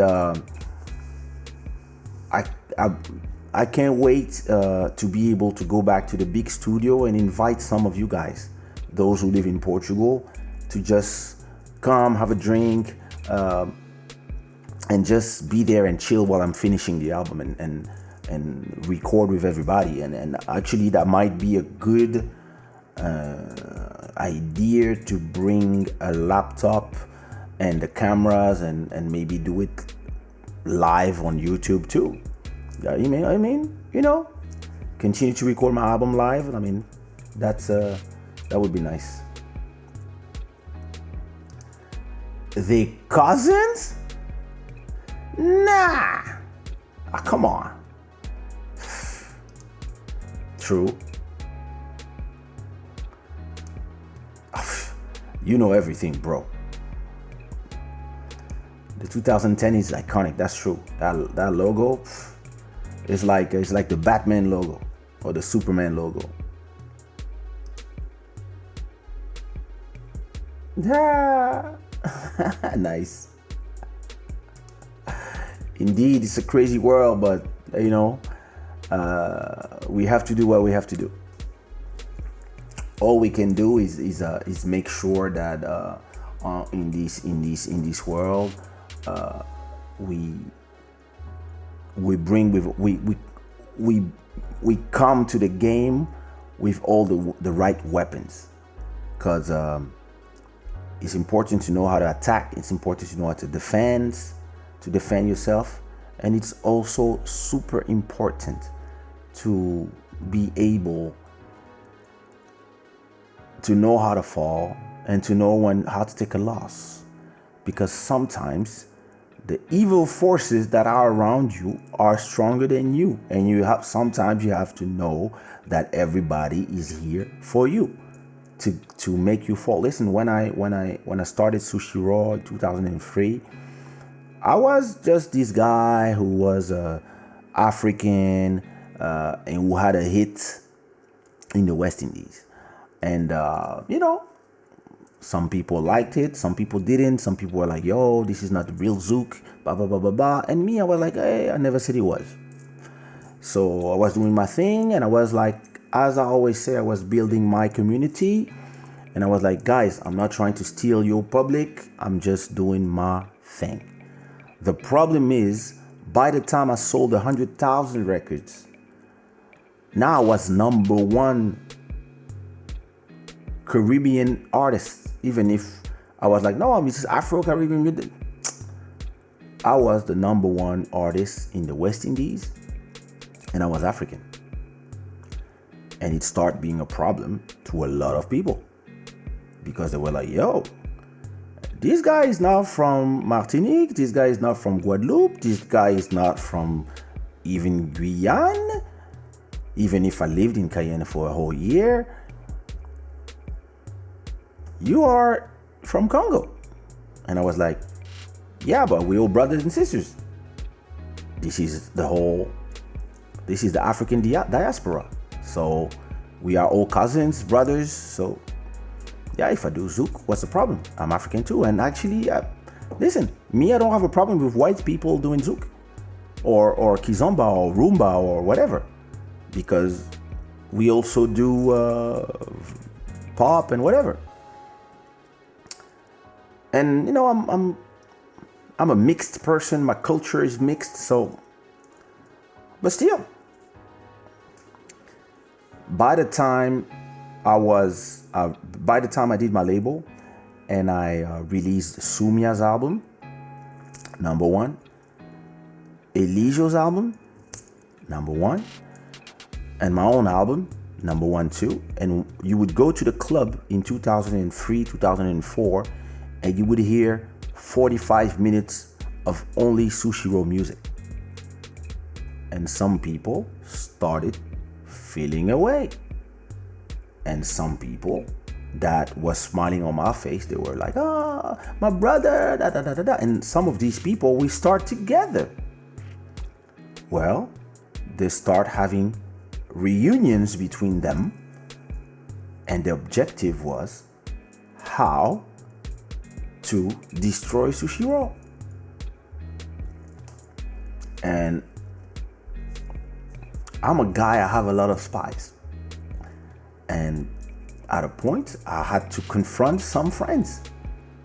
And I remember I had a conversation with Nicole's back in 2004. And I told him, bro, we are brothers. And we cannot be brothers. And in my back, you are having conversations with the other so-called brothers, and you are trying to destroy me because I'm now too big. And I told him, listen, this is how I do, this is how I did, this is how I did. You could sign these guys 2 ways. You could do this, that, and I can even give you beats. I don't have enough energy and time to sign everybody. So let's not compete.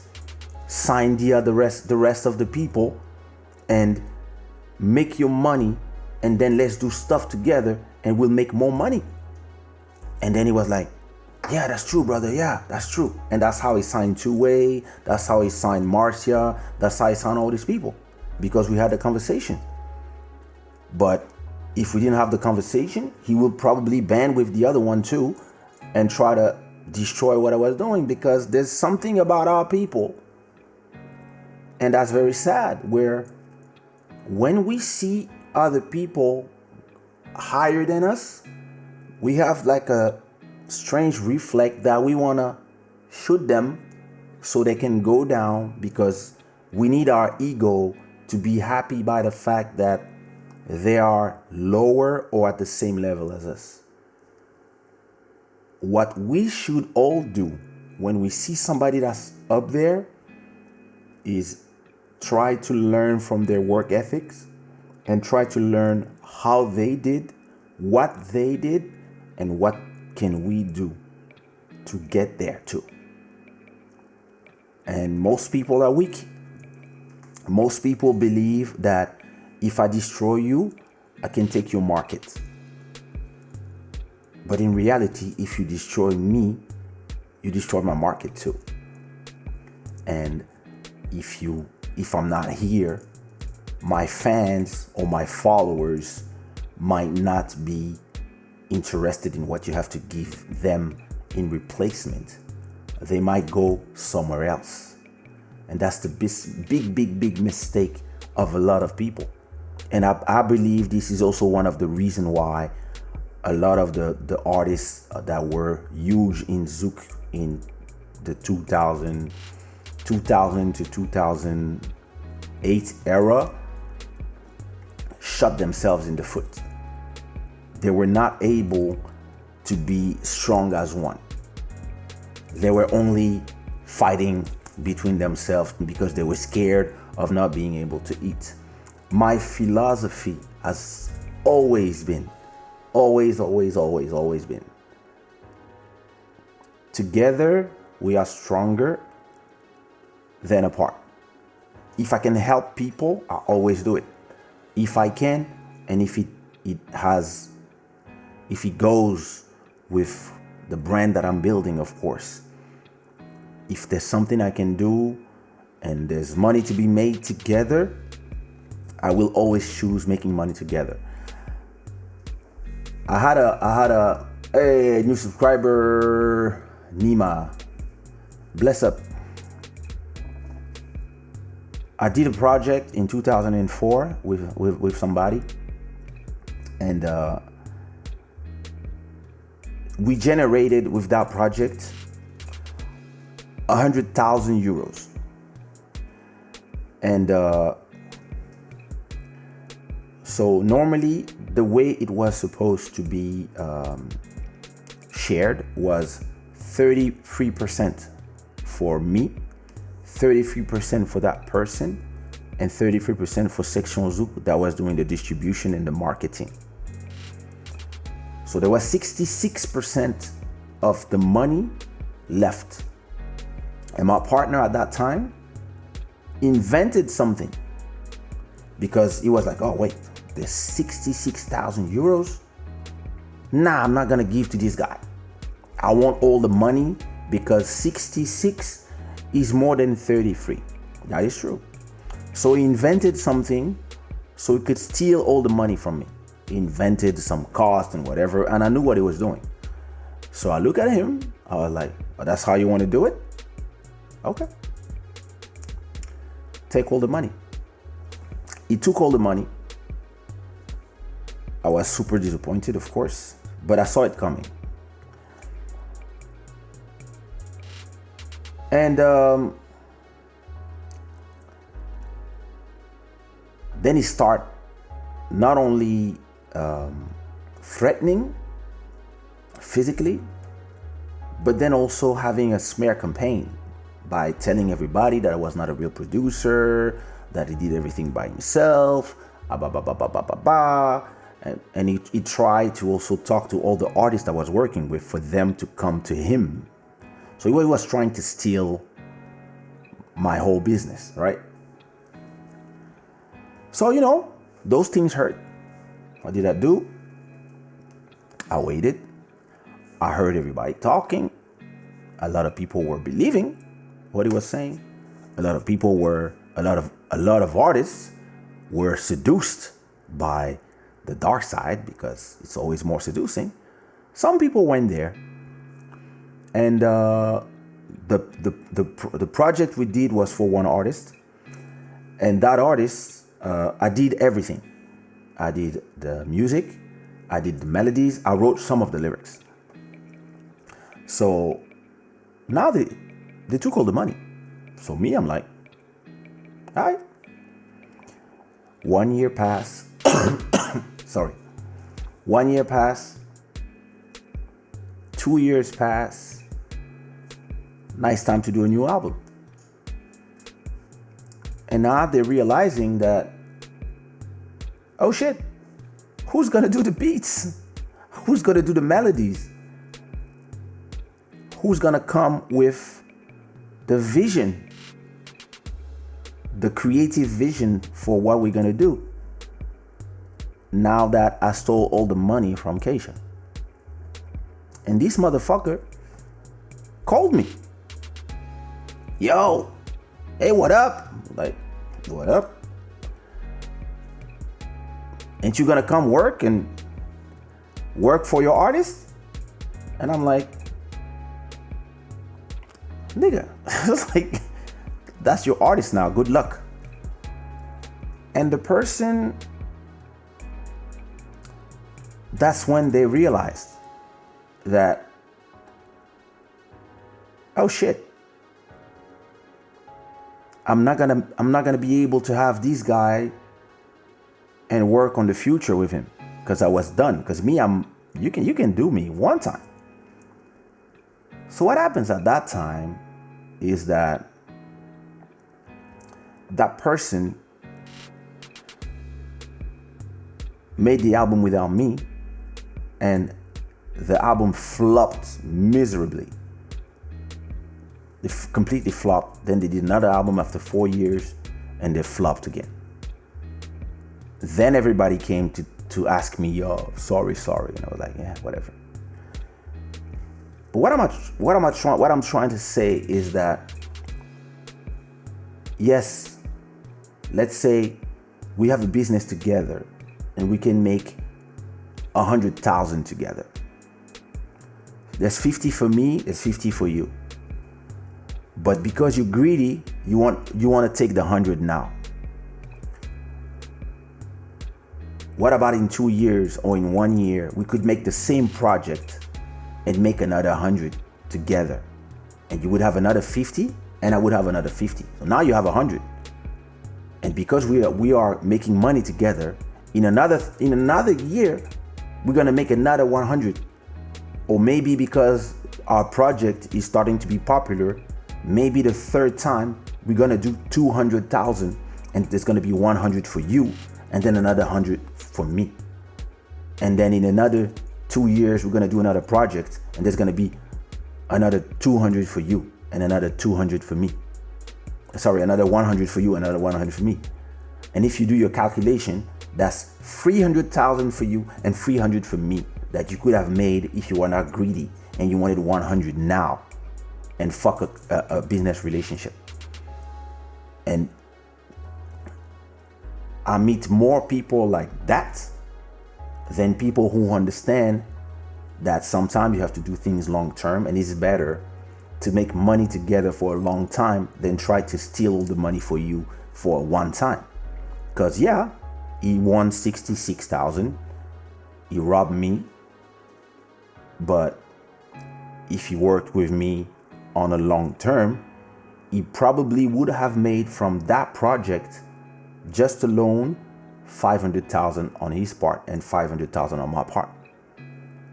And after a few years, they even offered me money, and not 10,000, not 20,000, a lot of money. They had a sponsor that was ready to give me a lot of money. And I'm talking about like $100,000, euros, sorry, just to accept to work on the project. They told me, listen, we will give you 100,000 euros just to work on the project, and after that we will pay you for your beats, we'll pay you for your time, we'll pay you the studio that you want in the country you want, we'll fly you in business class anywhere you want with the artist to work on that same project. And you know what I said? I said, my respect has no price. I don't want that money. How much you want? I don't want no money. I don't need your money. And I refused 100,000 euros. And everybody said I was crazy. And I made the same year from another project, I made 200,000.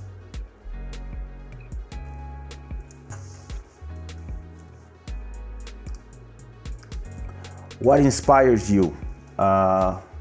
Life. These stories that I'm telling, yeah, they inspired me. Failures, good moments, bad moments, they inspire me. My love life inspires me.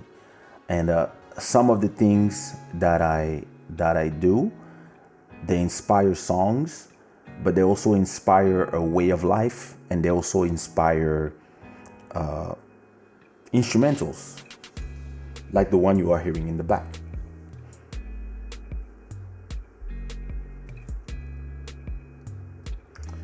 I hope one day I meet you in person and tell you my story. I'm sure you will love it. I guess I will. Mais Kizomba. I learned quickly, people in music will stab you in the back. One day later, they return to ask you for something as if nothing happened. Bro, that's good. Listen, this is 100%. Like, people, you know, and see, you told me they would. I told you. Bro, in any business where there's money, fame, and women, men become crazy, or women for, or men for women. People go crazy because everybody wants the money. Nobody wants to work for the money. And there's two ways. You can work for your money and you will make good money, enough to feed your family. And there's a lot of people who believe that they can wait for you to work for the money and then they try to steal whatever you work for. There's a lot of people, hyenas. That's what they do. They wait for you to arrive somewhere, to open the doors, and then they wanna get in without working. And most of the time, what happens to these people is that the moment they make one mistake, because on the way up, you see, that's the way up. To arrive here, you have to climb the stairs one by one, right? And on each step of the stairs, you're gonna meet people, you're gonna learn stuff, you're gonna solidify the level that you want.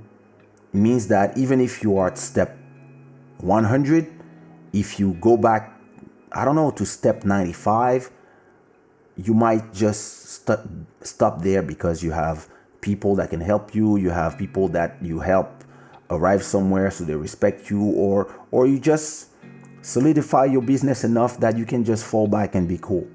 But because those people, they went from 0 to 100 by stealing your thunder, the moment they make a mistake, they go back to 0. And this is when I come and say, o tempo traz todas as verdades. Well done, bro. That's the right answer. They just want to use smart and talented people and do their work. Yep. What do you prefer, produce, sing, or manage sushi roll business? In your view, what is a critical success factor for a record to go number one? Good question. What do I prefer? I prefer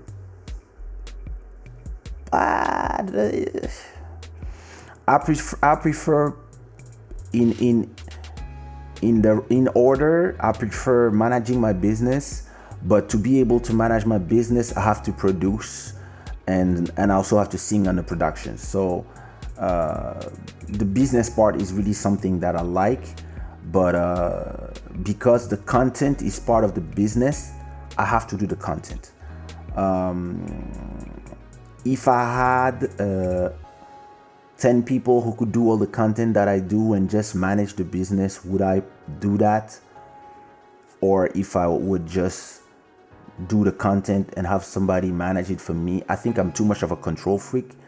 So I would always prefer being able to control my business. Because I had a lot of bad experience with people trying to control the art for their vision of the business. So it all goes together. But I'm more a producer than a singer. I've always been more a producer than a singer. I actually sing by mistake. I probably told that story in another life. And I think you had another question in there. Oh, where's your comment? There it is. In your view, what is the critical success factor for a record to go number one? It has to be a good song. Most of the time, not every time. It has to be, and be careful. A good song doesn't mean that you must have some talent or whatever. It has to be a good song for the people who are listening. And remember that most of the people who are listening to music are not musicians. So you have to find the right balance of something that is sounds great and is comestible, digestible to the ears of the people who are in the club drunk. So it has to be a good song. It has to come out at the right time, because a lot of good songs don't come out at the right time. It happens all the time, and some songs just fly under the radar, not because they are good songs, just because people are busy listening to something else, and there's so much songs that are coming. And this is why, I don't know if you were there an hour ago when I was talking about the market. This is also a reason why I believe that today is the best time to release songs, because all the big artists are scared to not make the great numbers, and because they cannot go to all the festivals, so they are postponing all their releases to the end of the year. So right now is the best time as an artist to release songs. So it has to be a good song, has to be come out at the right time. And the third one, which is the one that nobody has control on, is the public has to love it. And yeah, this is not this.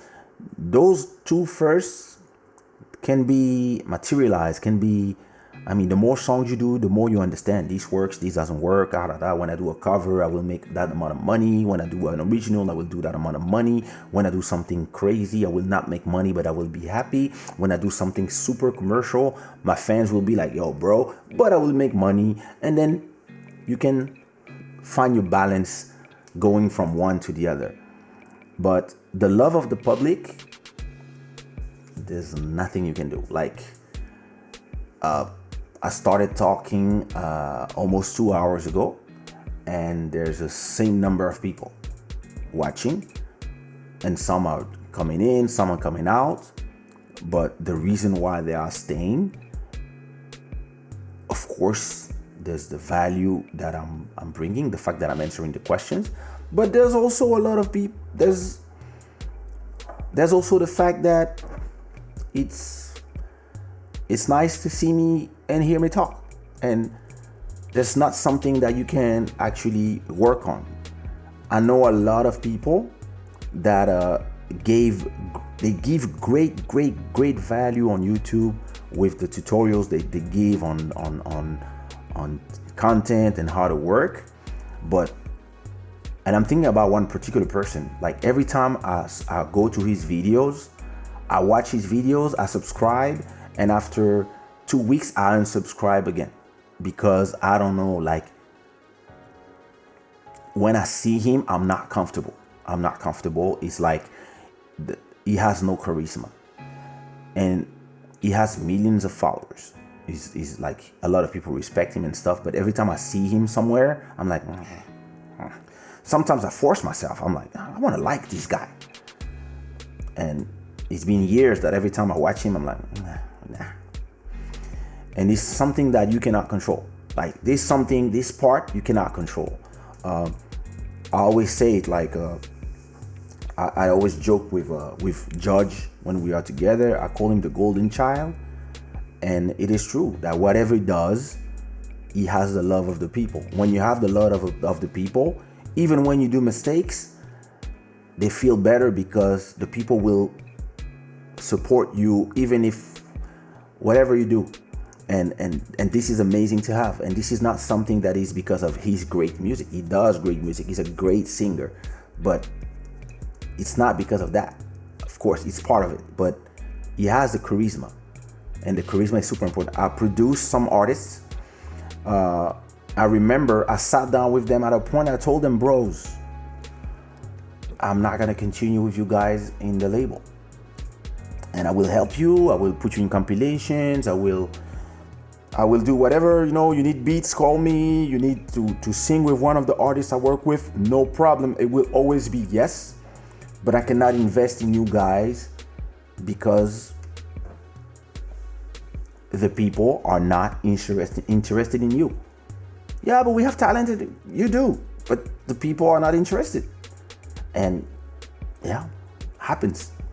And I'm not talking, guys, they have everything. Good looking, nice songs, and every time you release something, and that part, you can do nothing about. So, this is why you have one Michael Jackson. This is one you will have one J Balvin. This is one you have one Kaysha. This is one you have, and then you have the rest. And and it's not bad to be part of the rest, but this part, that's the 33% that we can call it the magic. If you have the magic with the people, you have the magic with the people. If you don't have it, you don't have it. What's the story behind the names Angel City and Janamari? Yeah. Angel City, I don't even remember. Angel City, that was when after my second album, and the failure and the frustration with the public, the frustration with the record label. I just wanted to do beats, and I always say to myself that I'm the voice of the angels. I did something I say in the songs all the time is the angels speak to me and I speak to music. So that's why I'm the city of the angels, Angel City, Los Angeles. And Gianamari is because I'm a big fan of the Italian house from the 80s. And when I wanted to do house music, and when I started doing house music, I didn't want to do under the name Kaysha because back then the fans were very, people with box shoes, so people were already like, okay, Kaysha, it's Afro-Caribbean, that's it. And if I added the house music, some people might not understand back then. So yeah, I was like, I want to have an Italian name. So that's when I did Gian Amari, the Italian guy. Hey, Visa baby, what up, bro? Thanks. Yeah, dropping gems. That's what I do. That's my job.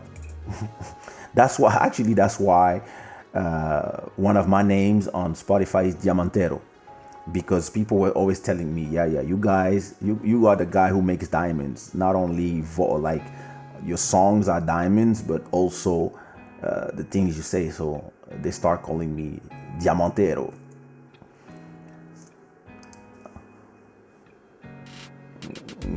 Yeah, whoa.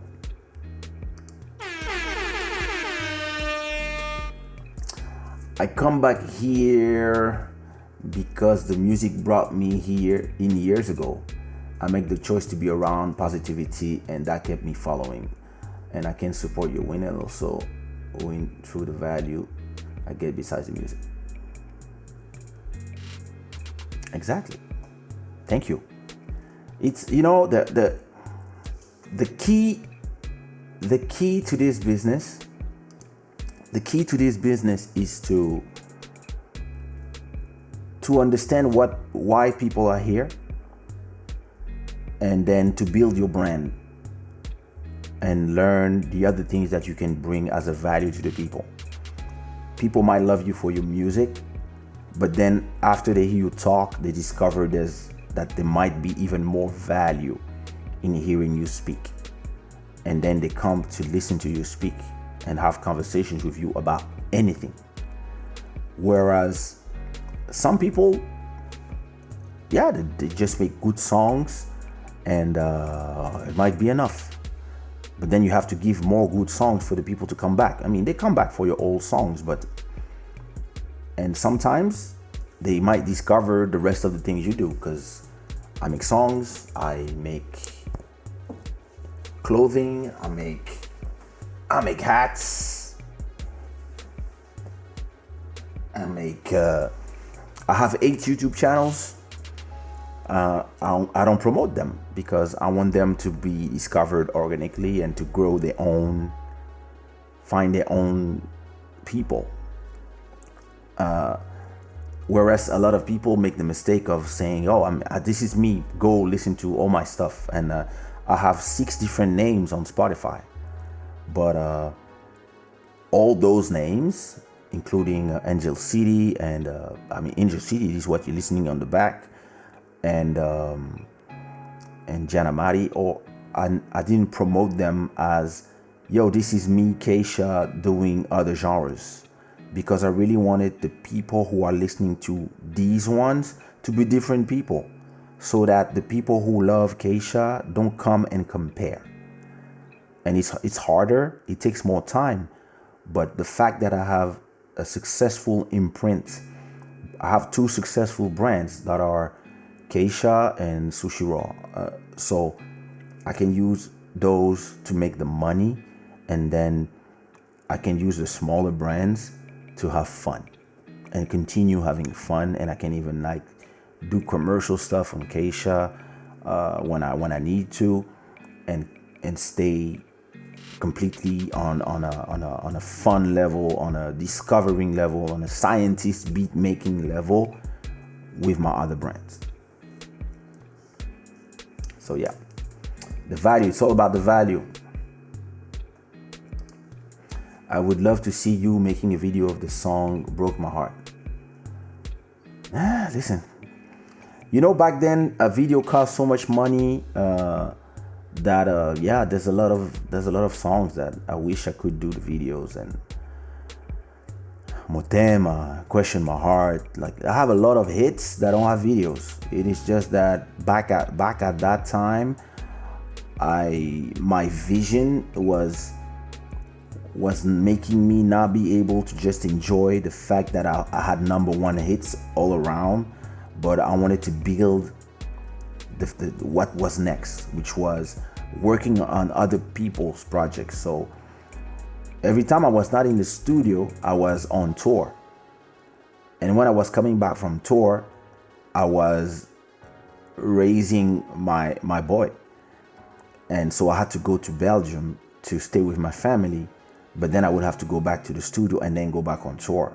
And I never had the time or took the time to shoot a lot of these videos. And, it is what it is. But I think that at a point, and it's gonna also depend on the donations I receive, and the links for donations are down below. And thanks for all the people who are supporting this.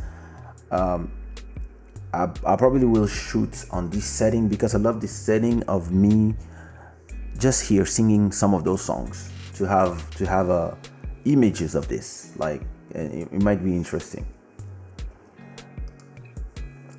Today, Zouk, Kizomba, etc. are heard everywhere. What do you think needs to happen for Zouk to rise more to a level close to hip hop, pop, etc.? The people, and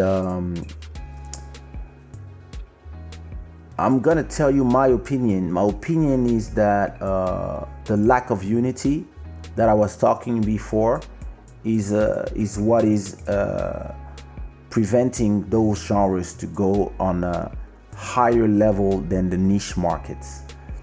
And not only the lack of unity, but by the lack of unity, you lack power, because everybody is busy shooting themselves in the back or in the feet, rather than being in a competition, which is normal, but never forgetting that when it's the outside, we are supposed to be all together against the enemy.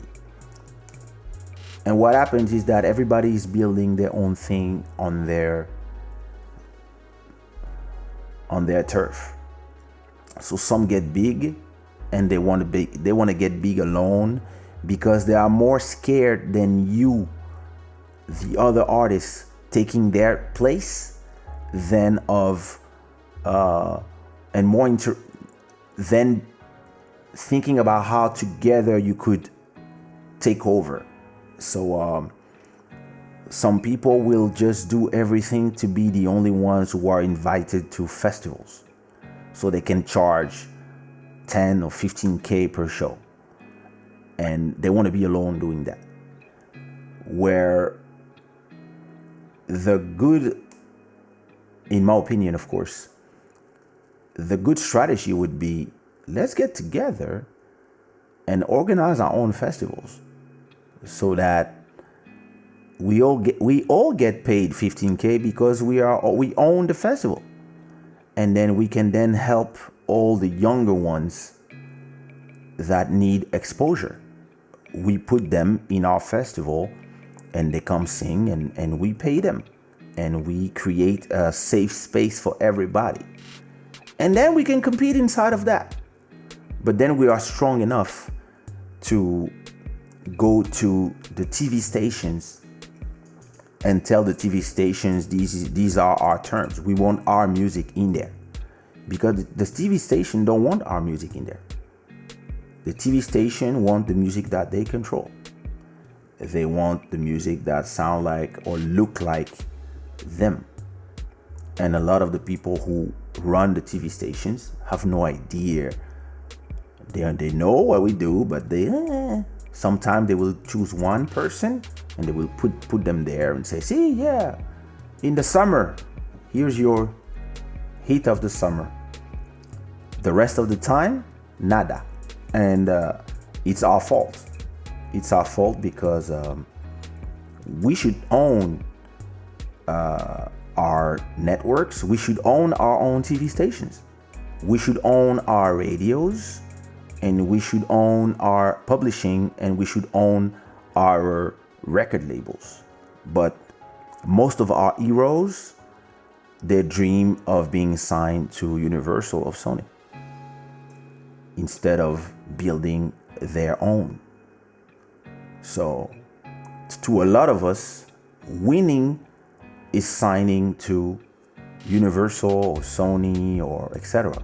I was signed to Sony until 2001, and then I left. I was like, nah. I was signed on Sony Publishing until 2004, and then I realized that I was making them a ton of money and they were not doing their job as a publisher of finding me place to write or produce.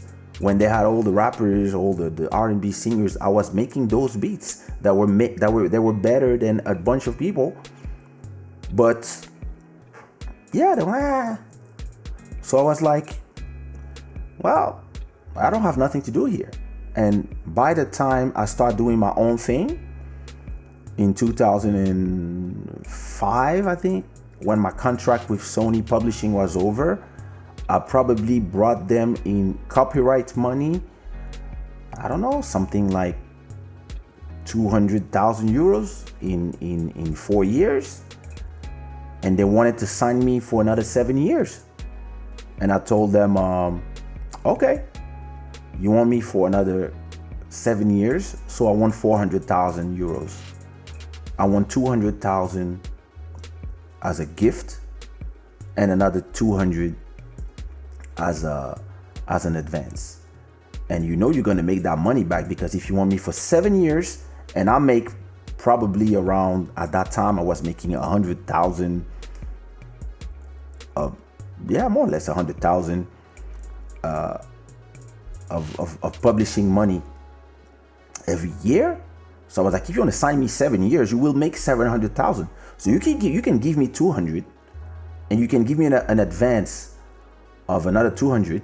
So in the end of the 7 years, you will make 500,000. But if you give me those 400, I can buy a house. And they were like, nah, Caribbean, African market. I was like, I guess we're done. Thanks for the champagne and see you soon. And what I did, I launched my own publishing. And I launched my own publishing so I could use the money created by the copyrights of all my artists that was working with me, all my collaborators. I could use that money to shoot their videos, to pay for the tours, and etc. etc. And that's what we did between 2005 until 2008, 9, 10. So it's but I'm different. I'm such a different beast that I would think those things like that. And you don't see me at festivals. You don't see me trying to sign at record companies. You don't see me trying to be on national TV, because those places, they don't belong to us. And it's not a question of I only go where I belong. No, sometimes I'm invited to national TV and stuff, and I go when I'm invited, of course, but it's not my dream. I prefer being here where it's our space. And I understand YouTube don't belong to me, but this channel belongs to me. And the content that is here is mine. And I can do what I want with it. I'm free. I can monetize it. I can bring value to the people who are interested. All my catalog is mine.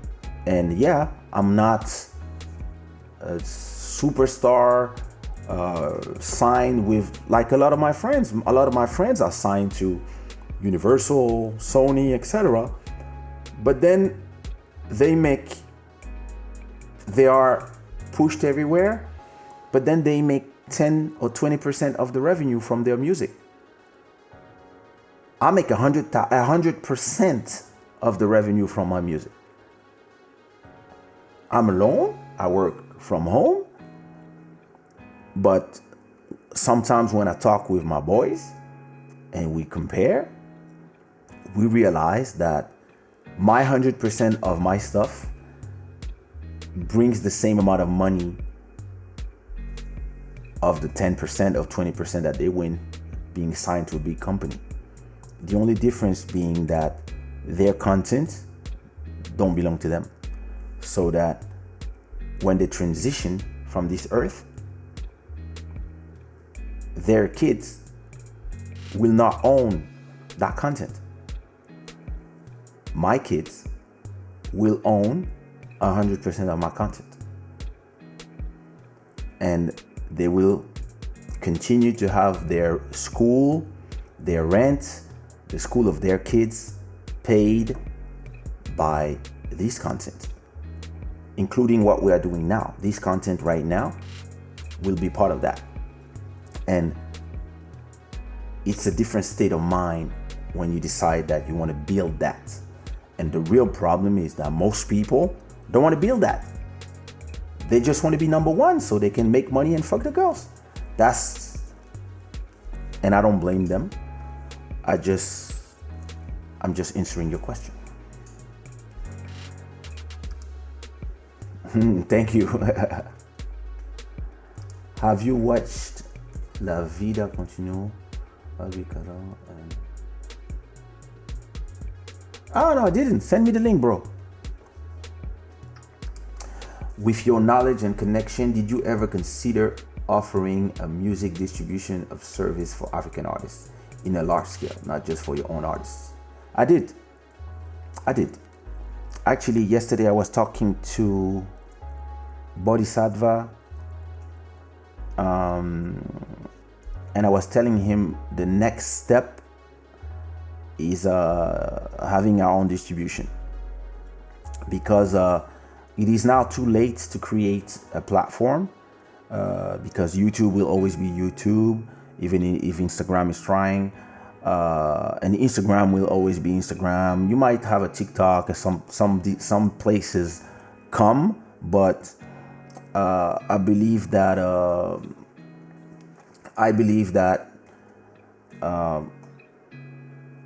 on the sub level, under those platforms, you can build what you've built with Mais Kizomba. You are a platform. Your channel, Mais Kizomba, is a platform inside of the platform where a lot of artists will prefer coming and put their videos because they know that you have 1 million people who are eager to listen to. So they will create way more views in your channel than on their own channel. So then they have a choice. Do you want to build for the future and grow your own channel with your own people, or you want to go in your channel and have all the eyeballs? And most people will say, you know what, let me just go to Mais Kizomba. And in terms of distribution, it's the same thing. I love my distributor, Believe. They do a great job in distributing my music, but that's all they do. So, and I have a great contract with them. I actually and I renegotiated my contract 2 years ago. So now I have a great cut on my music. So, from all the money that is made online with my content, they only take 10%.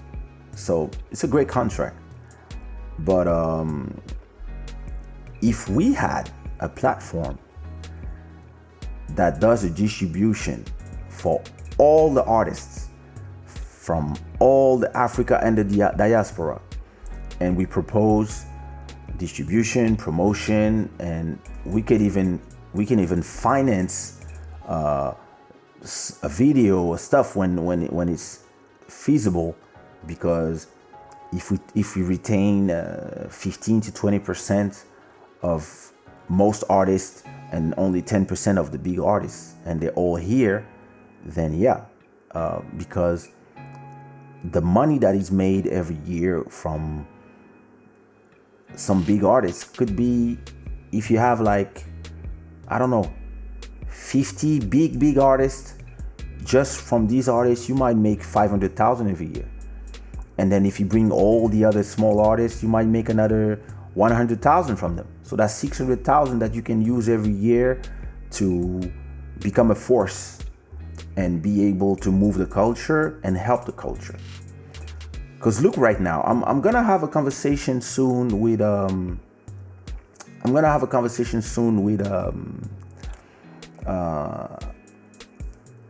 Kornikova. Oh, sorry, I might say her name wrong. Kornikova, I think, about Kizomba festivals. She's a Ukrainian, and she organized two of the biggest festivals in Spain. And because of the situation right now, we went from them doing a great festival, bringing like around 1,000 people 2 times a year to Madrid, and the other one, I don't remember, I think it's Costa del Sol. And this is feeding a lot of people. The organizers, the hotels, the plane companies, the bus, taxis, Ubers, the Kizomba teachers, the Kizomba dancers, and giving value to a lot of people who are willing to pay up to 100 to 150 euros plus plane plus hotel just to come and dance Kizomba for 3-4 days. And with the situation right now, once the state all decided no more events of more than 10 people, boom, finished. You have a whole, singers cannot sing, dancers cannot dance, teachers cannot teach. Everybody, like, they're trying to do things online, but they don't know how to get paid, but they're scared to ask money, etc., etc. Boom, everybody's fucked. If we had our own organization, and if everybody decided to get together when things were right, to become a force together, and even if 2 people don't like each other, they're still part of the same force, and they still get together when it's time to get together, we could tell all the teachers, all the festival promoters, all the artists who are at home and they don't know what they're gonna do because 2020 is fucked, and there's nobody's gonna sing until 2021. Trust me. We could go and tell all these people, okay, it's gonna be all right. We're gonna give to everybody X. We're gonna pay your rent. We're gonna do whatever. We'll find. We will make shows online. Instead of going and sing like monkeys on Instagram TV for free, you're gonna sing on our channel and we'll pay you. We might not pay you 1,000 or 2,000 or whatever you used to get, but we'll give you 250 for every time you sing, and we'll try to have you every week. We'll try to have a channel that where you can have shows like all the time. We can create those things because we will have the means to do it. But because everybody is doing their own thing, each in their corners, there's nobody to turn to. And if you say that, you ask the government, what am I gonna do? I cannot sing anymore. They will say, bro, I got bigger problems. I need masks. I need respirators. I need the hospitals to stop being full. And I don't give a fuck about your singing. And this is why unity, people never understand the value of unity when everything is all right. It's in the times like this that all of a sudden everybody is Wakanda forever unity. But when everything will be back to normal, everybody will go back to their little occupations. Because that's how everybody are. That was a long answer.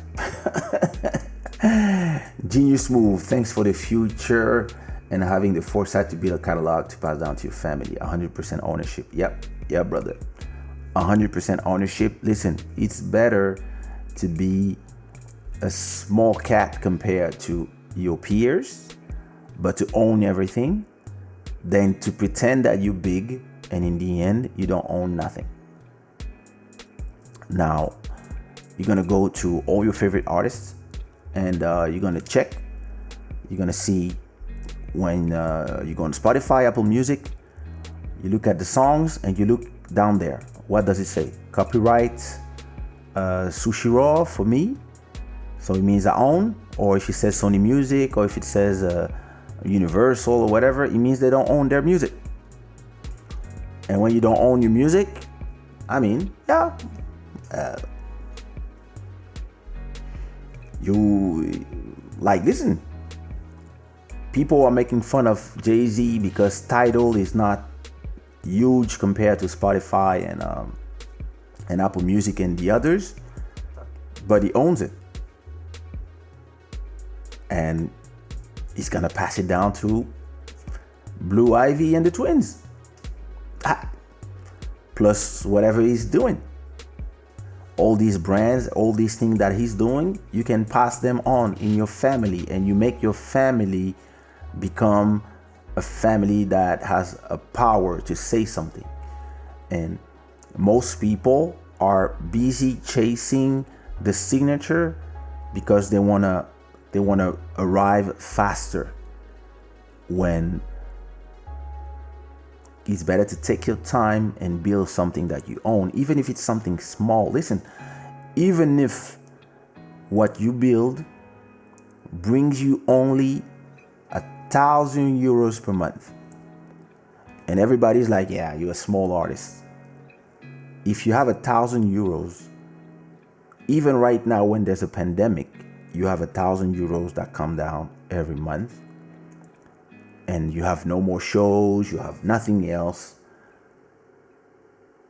You have your, if your rent is 700 or 800 and you need 200 to eat, at least you have a house that is paid, you have food on your table, you can feed your family, and there's nowhere else to go anyway to spend the money. So at least this is done.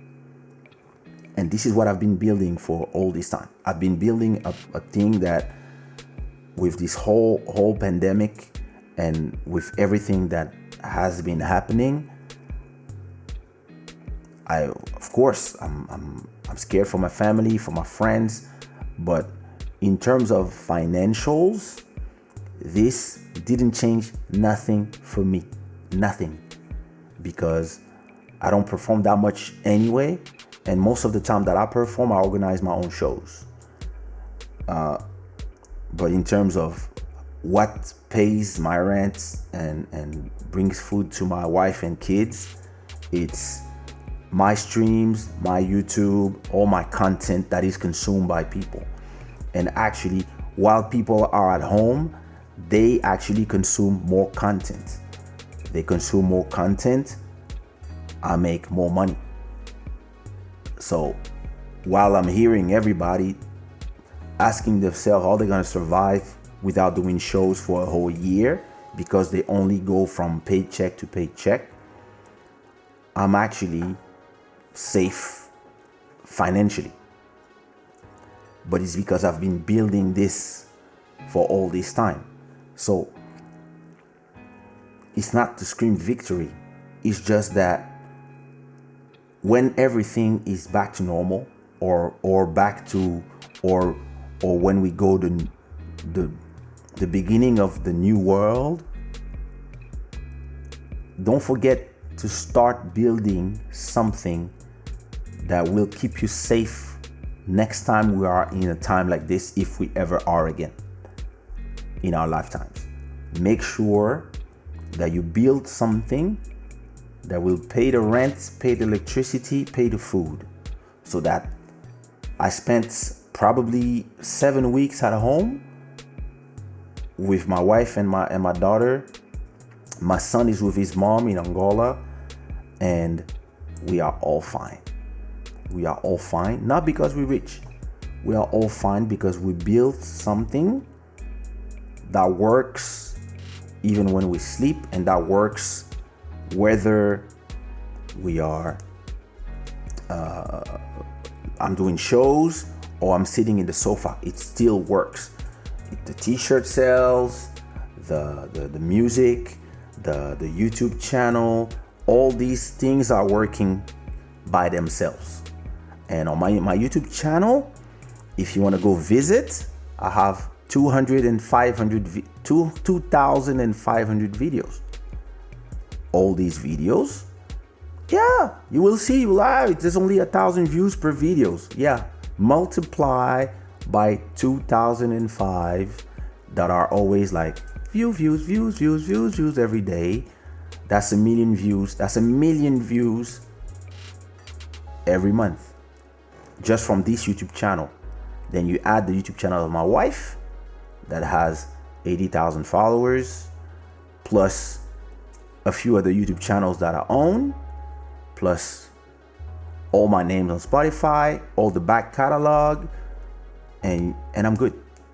I'm blessed because I had the foresight in 2003 to choose owning my content over pretending that I'm so great. And it's a choice for artists, and that's why even today artists come to me, yo, sign me. I'm like, what for? Sign yourself. It costs nothing to make music. Listen, I can make a song with this telephone for real. I might make one live one day just to show people. I can make a whole song I can even sing in there. I'll sing in there. Everything that I need is there.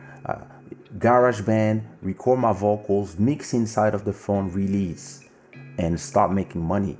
We are as artists or cooks, or we live in a time where you can create content for free once you have a camera.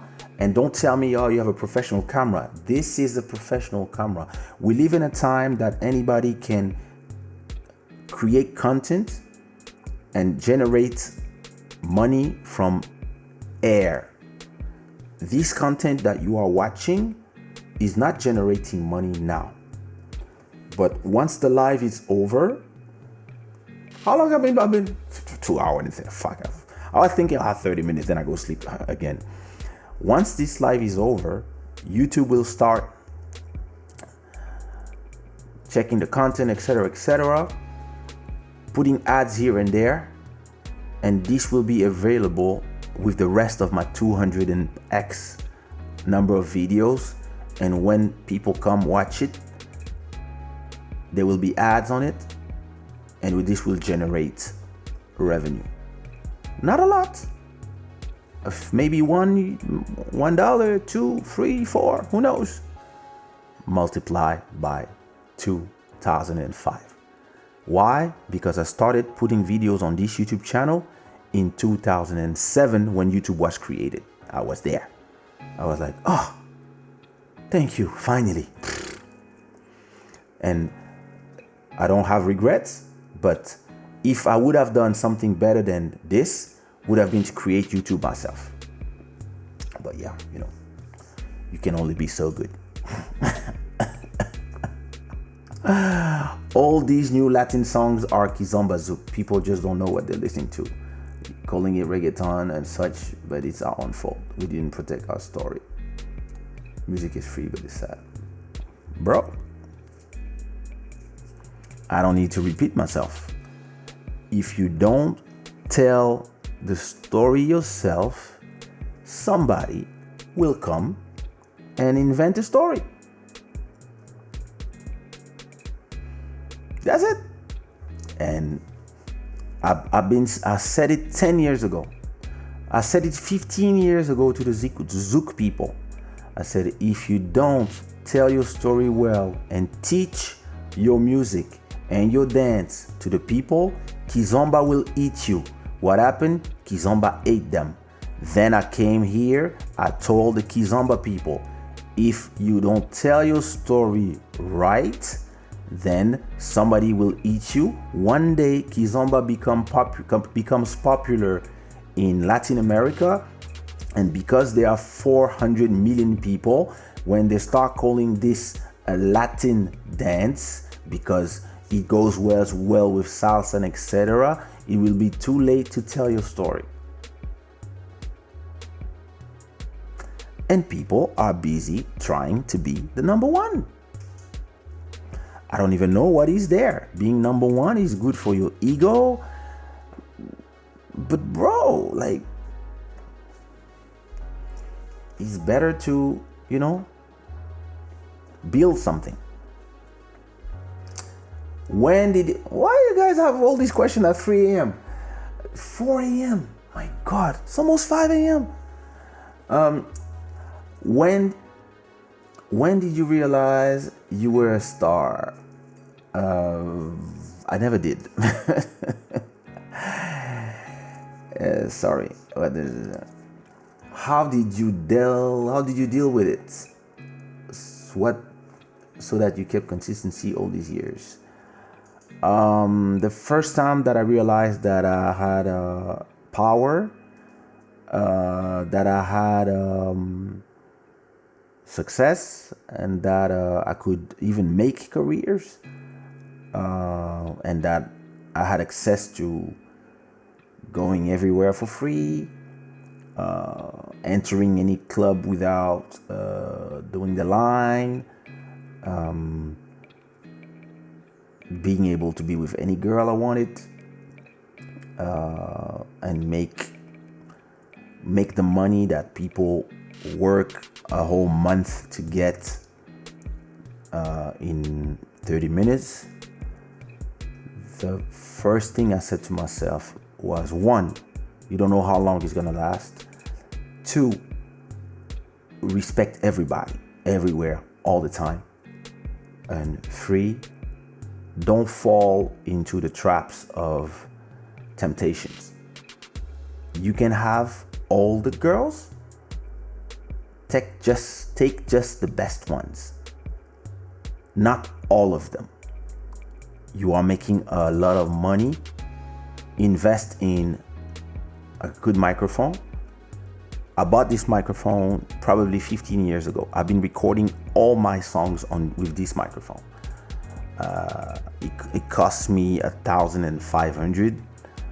I did probably to buy it. I probably did 2 shows at that time, and every time I was doing a show, I was saving like I don't know. Let's say I was paid €1,000 back then to do a show. I would always save like 300, and then at the time, once I had 1,000 and something, I went to the store and I bought that, and then I that was my first step at buying my independence. Because when you are recording on somebody else's studio, they can close the door on you one day because they feel like so. By the time that people were trying to close their doors on me, I was like, no. See?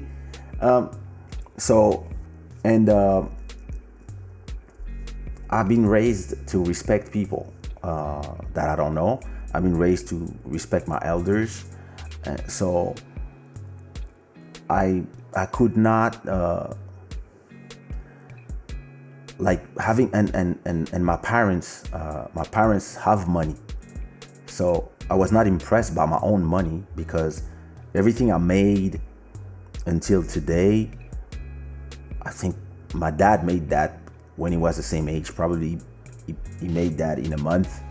So I stayed humble, and I just kept my eyes and my goals and my love on the process of making music that I love, and being surprised that people would love it too. I never said to myself, yeah, I'm a hit maker, whatever I do works, because I know that that's not true. To make one hit, you make 100 songs or make 100 beats that are unreleased. So I think this is what kept me just being me. And I also understand that you evolve with success, with people evolve around you. You evolve. People who used to smile to you don't smile anymore because they feel threatened by your success. People who used to not even look at you, all of a sudden they're smiling and they say, "You want to fuck me? Whenever you want." And instead of being happy, it pissed me off, actually. I was like, well, listen, if you didn't want back then, I don't want now. I'm not interested. I remember going to a place one day. We were with some friends, and there was this girl who, she was really cold. And I didn't know her, so I was just like, "Are you fine?" And she was like very cold every time I would speak to her, but I was just being polite. Then we went to another place, and like I never said who I was, because my longtime friends, they don't brag about who I am, because they don't know I don't brag about who I am. So why would they? So we went to this club where I was not known. It was more house music club. So we here chilling. The girl is with us. I don't know who she came with, but she's in the group. So we all here chilling, having fun. And everything cool. But every time I speak to her, "Are you fine? Do you need something?" She looks like, she talks to me like, "Why are you talking to me? Like, who's this guy?" Like, and I was like, you know what? Let me not talk to her, because her attitude is strange. So after an hour, everybody's like, "Yo, let's go to a Zouk club." And I'm like, I don't like to go in places where I'm usually paid to go, because it's not good for business, and there's gonna be fans, people gonna start taking photos, and it's not gonna be the same thing as being in a club where nobody knows us. But it was like, come on, let's go, like, and you sang there like last week, so they will not like hire you again for another 6 months, so you're good. Okay, so I called that club and I say, "Oh, yeah, we coming." "Are you coming?" "Oh, okay, we reserve a table, etc." I said, "No, it's okay. No, don't worry." Okay. When we arrive in the club, yeah, there you go. When we arrive, we're like, I don't know, we're 10. All of a sudden, like, there was a long queue. So we arrive in front of the queue, and the security is like, "Yo, okay, bye." They push all the people to let us in. "How many people are we? 10.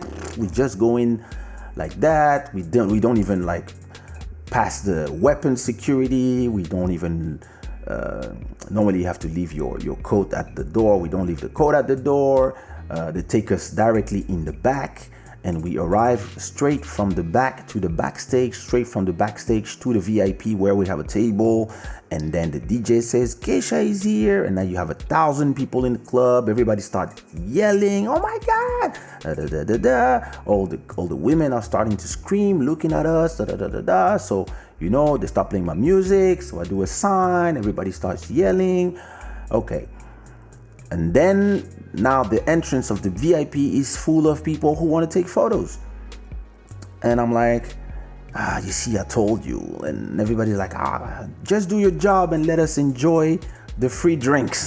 So I'm like, I sacrifice myself. So I go do a picture with like a few of these women, and I tell the security, "Please, like, I'm not working, so I don't want to like spend the whole night doing pictures." But I took all the pictures that I could. Maybe I stood there like for 30 minutes, 45 minutes, just taking pictures with people. And it was cool, "Can I kiss you?" "Yes." Nah. Then I come back to my seat and look at this girl that was talking to me like I was a piece of shit. Now she's like, "Oh, do you dance? Oh my God. Oh, that was..." Because she asked my friend, "But who is he?" "Oh, it's Kaysha." It's Kaysha? Yeah, it's Kaysha. And all of a sudden she changed. And when she changed, that pissed me off. I was like, "Yo, keep that energy, bitch."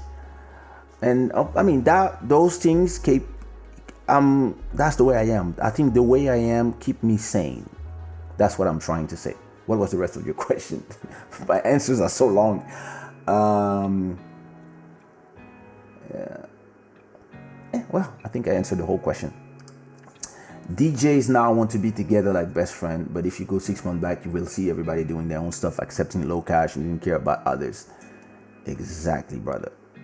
And now everybody's on the same boat. Listen, like all the DJs that are doing, all the DJs, I have a video here on I did on another live, so I'm not gonna tell you the whole thing again, but everybody that is doing free content right now, if there's not a place where you can monetize, it's a waste of time. It's a waste of energy. And this idea that, yeah, but we are giving love to the people. Listen, people have Netflix. They pay for Netflix. So you want to give love to the people, you have to teach people that, yeah, give me one euro, just one. If I have 1,000 people or even 100 people or 300 people that give me €1 to do a set, then it's worth it. Because if you do 2 sets every week, you get 600 per week. That's 2,004 every month. But everybody's there doing it on Instagram for free. And it makes no sense. Makes no sense. And if they got together, if everybody got together, artists, DJ, etc., and they said, okay, we're gonna do free stuff, but under a paywall. We're gonna do it in channels or in a website or something where we can actually monetize, or we get the live for free, but then we monetize the replay, or you put it on your own website, something. But everybody's out there just acting like they're best friends, and that everybody's just following everybody else's mistake.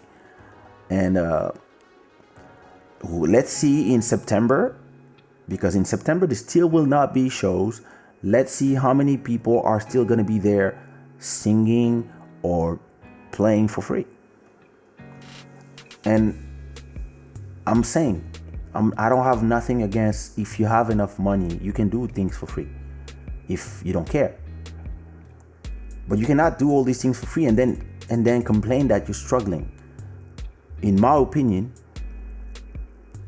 if we all taught our followers that what we do has a value, then we could then find a way to monetize it so we can survive, all of us, this crisis. But because everybody now gave everything away for free, it is hard to come and say, when people tell me, okay, why are you not singing? Why you don't do? And I'm like, because I'm not getting paid. Motherfucker, everybody else, Nelson is doing it for free, George is doing it, Mika is doing it for free. Why are you not doing it for free? I'm like, because no. It's like, because I don't want to teach you guys that it is free. And a lot of people don't understand that, and what you're gonna do, as DJs, there's a lot of platforms when you can use Instagram, where everybody is, to tell the people, yo, come meet me there. I'm gonna be on Mixer, or I'm gonna be there, and the quality is gonna be better, and you can put it on your TV, on your speakers, and listen with great quality, and you can pay so that your mixes are not taken down, and then people can give you a donation.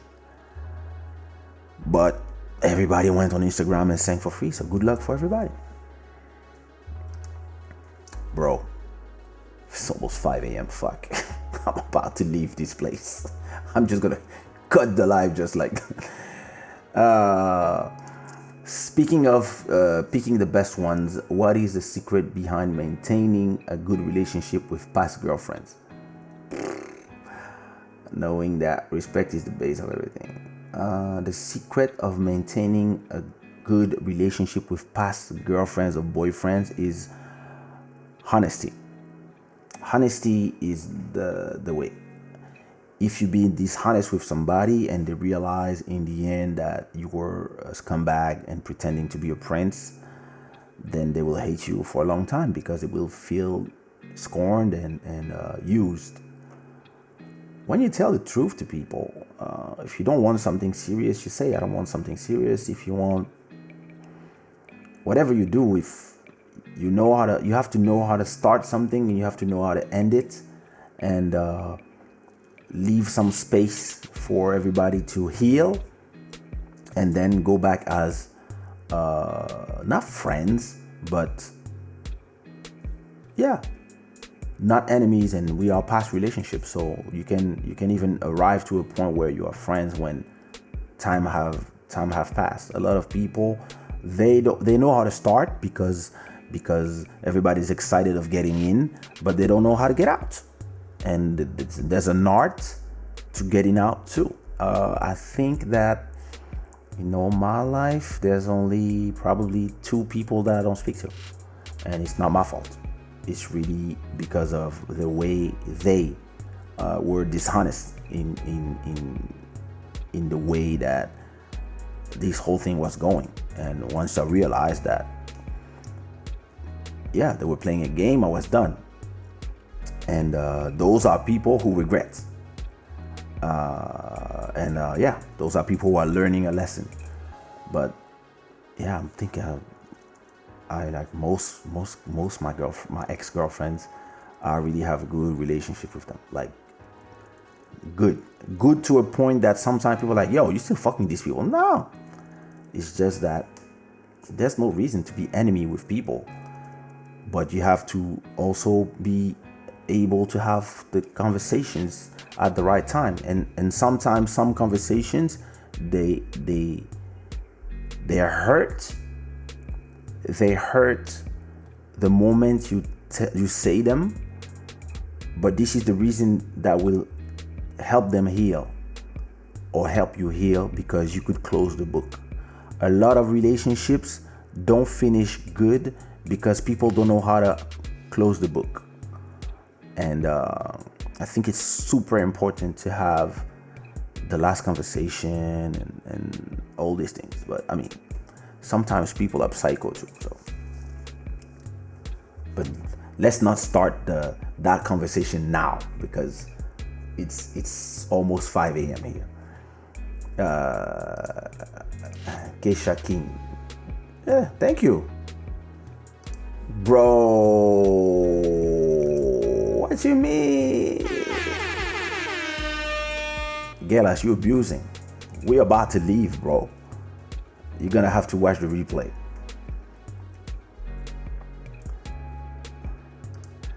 We need to have yeah, bro, listen. Donations. Links for the donation is below. Yeah. Listen, my brothers and sisters, it's been a pleasure spending those 3 hours with you. But it's almost 5 a.m. and I think I'm gonna watch some manga before I go. So I'm gonna leave you with my new song, and I hope that you guys will go and it's a song that we did all together here. So I hope that you go and stream it and make it reach the 10K before the end of the week. And I want to thank everybody that's been here. Bro, trust me. I mean, YouTube has it. The super chat and those things. Like, the only problem is not everybody has it. And I've been speaking with the guys at YouTube, and I say, yo, put it in the channels of artists. And trust me, you put it in the channels of artists, and we will all be here on YouTube doing live shows, because we know that our fans will be here enjoying the music and giving. Like, I was watching a girl called Lovely T that I've been following for years. She was doing a live when she was just having, she likes to gossip and have conversations about what happened in the world of black entertainment in the US. And she was doing a live. She had 7,000 people at the same time watching. And She just started the live. After 10 minutes, she already had like 200 and something dollars in donation. And I was just watching people like 5, 10, 50, 10, 20. Like, because when you do good content with value, people will not have a problem giving you if they have. And I really want to thank those who have been helping the content and donating, you know, lol, you know, and yeah, there's the link for those who don't have it. Anyway, I need some rest because I really need to take care of my health and make sure I'm not impacted by what is going on right now. So I'm gonna take some rest, take my medicine, and have some rest. And I wish that everybody loved this content. I'll be back tomorrow. I'm gonna have an interview. I don't know if this guy speaks English or just French, so it might be a whole conversation in French with Sami Sam Beats. So those who speak French, tune in tomorrow, and I will see you at that time. I want to give a shout out to ZL, AJ, Visa Baby. Thanks for coming for the first time. Bruno, Maishki Zomba, we talk. I'll call you tomorrow, Bruno. Montero, DJ Montero, Bless Up, DJ Gelas. Thanks for coming late, but you should check out the replay. It's we had some interesting topics about the market. Big up to Enda. I liked your question. It was some great question here. Maximum Records. Emmanuel, like every night. Thanks for tuning in. Who else was there? Nadia, Joel, the Kuzo, the Kuzo. Can't wait to have a conversation with your wife and do this interview. Moto Music, of course, every time. Stefan in Atlanta, stay safe. Leah, and everybody else who I forgot. Of course, Tina, Todas as Noites. Milton Cruz, thanks for passing by. Paula, Pina, and I will see you all tomorrow, I guess.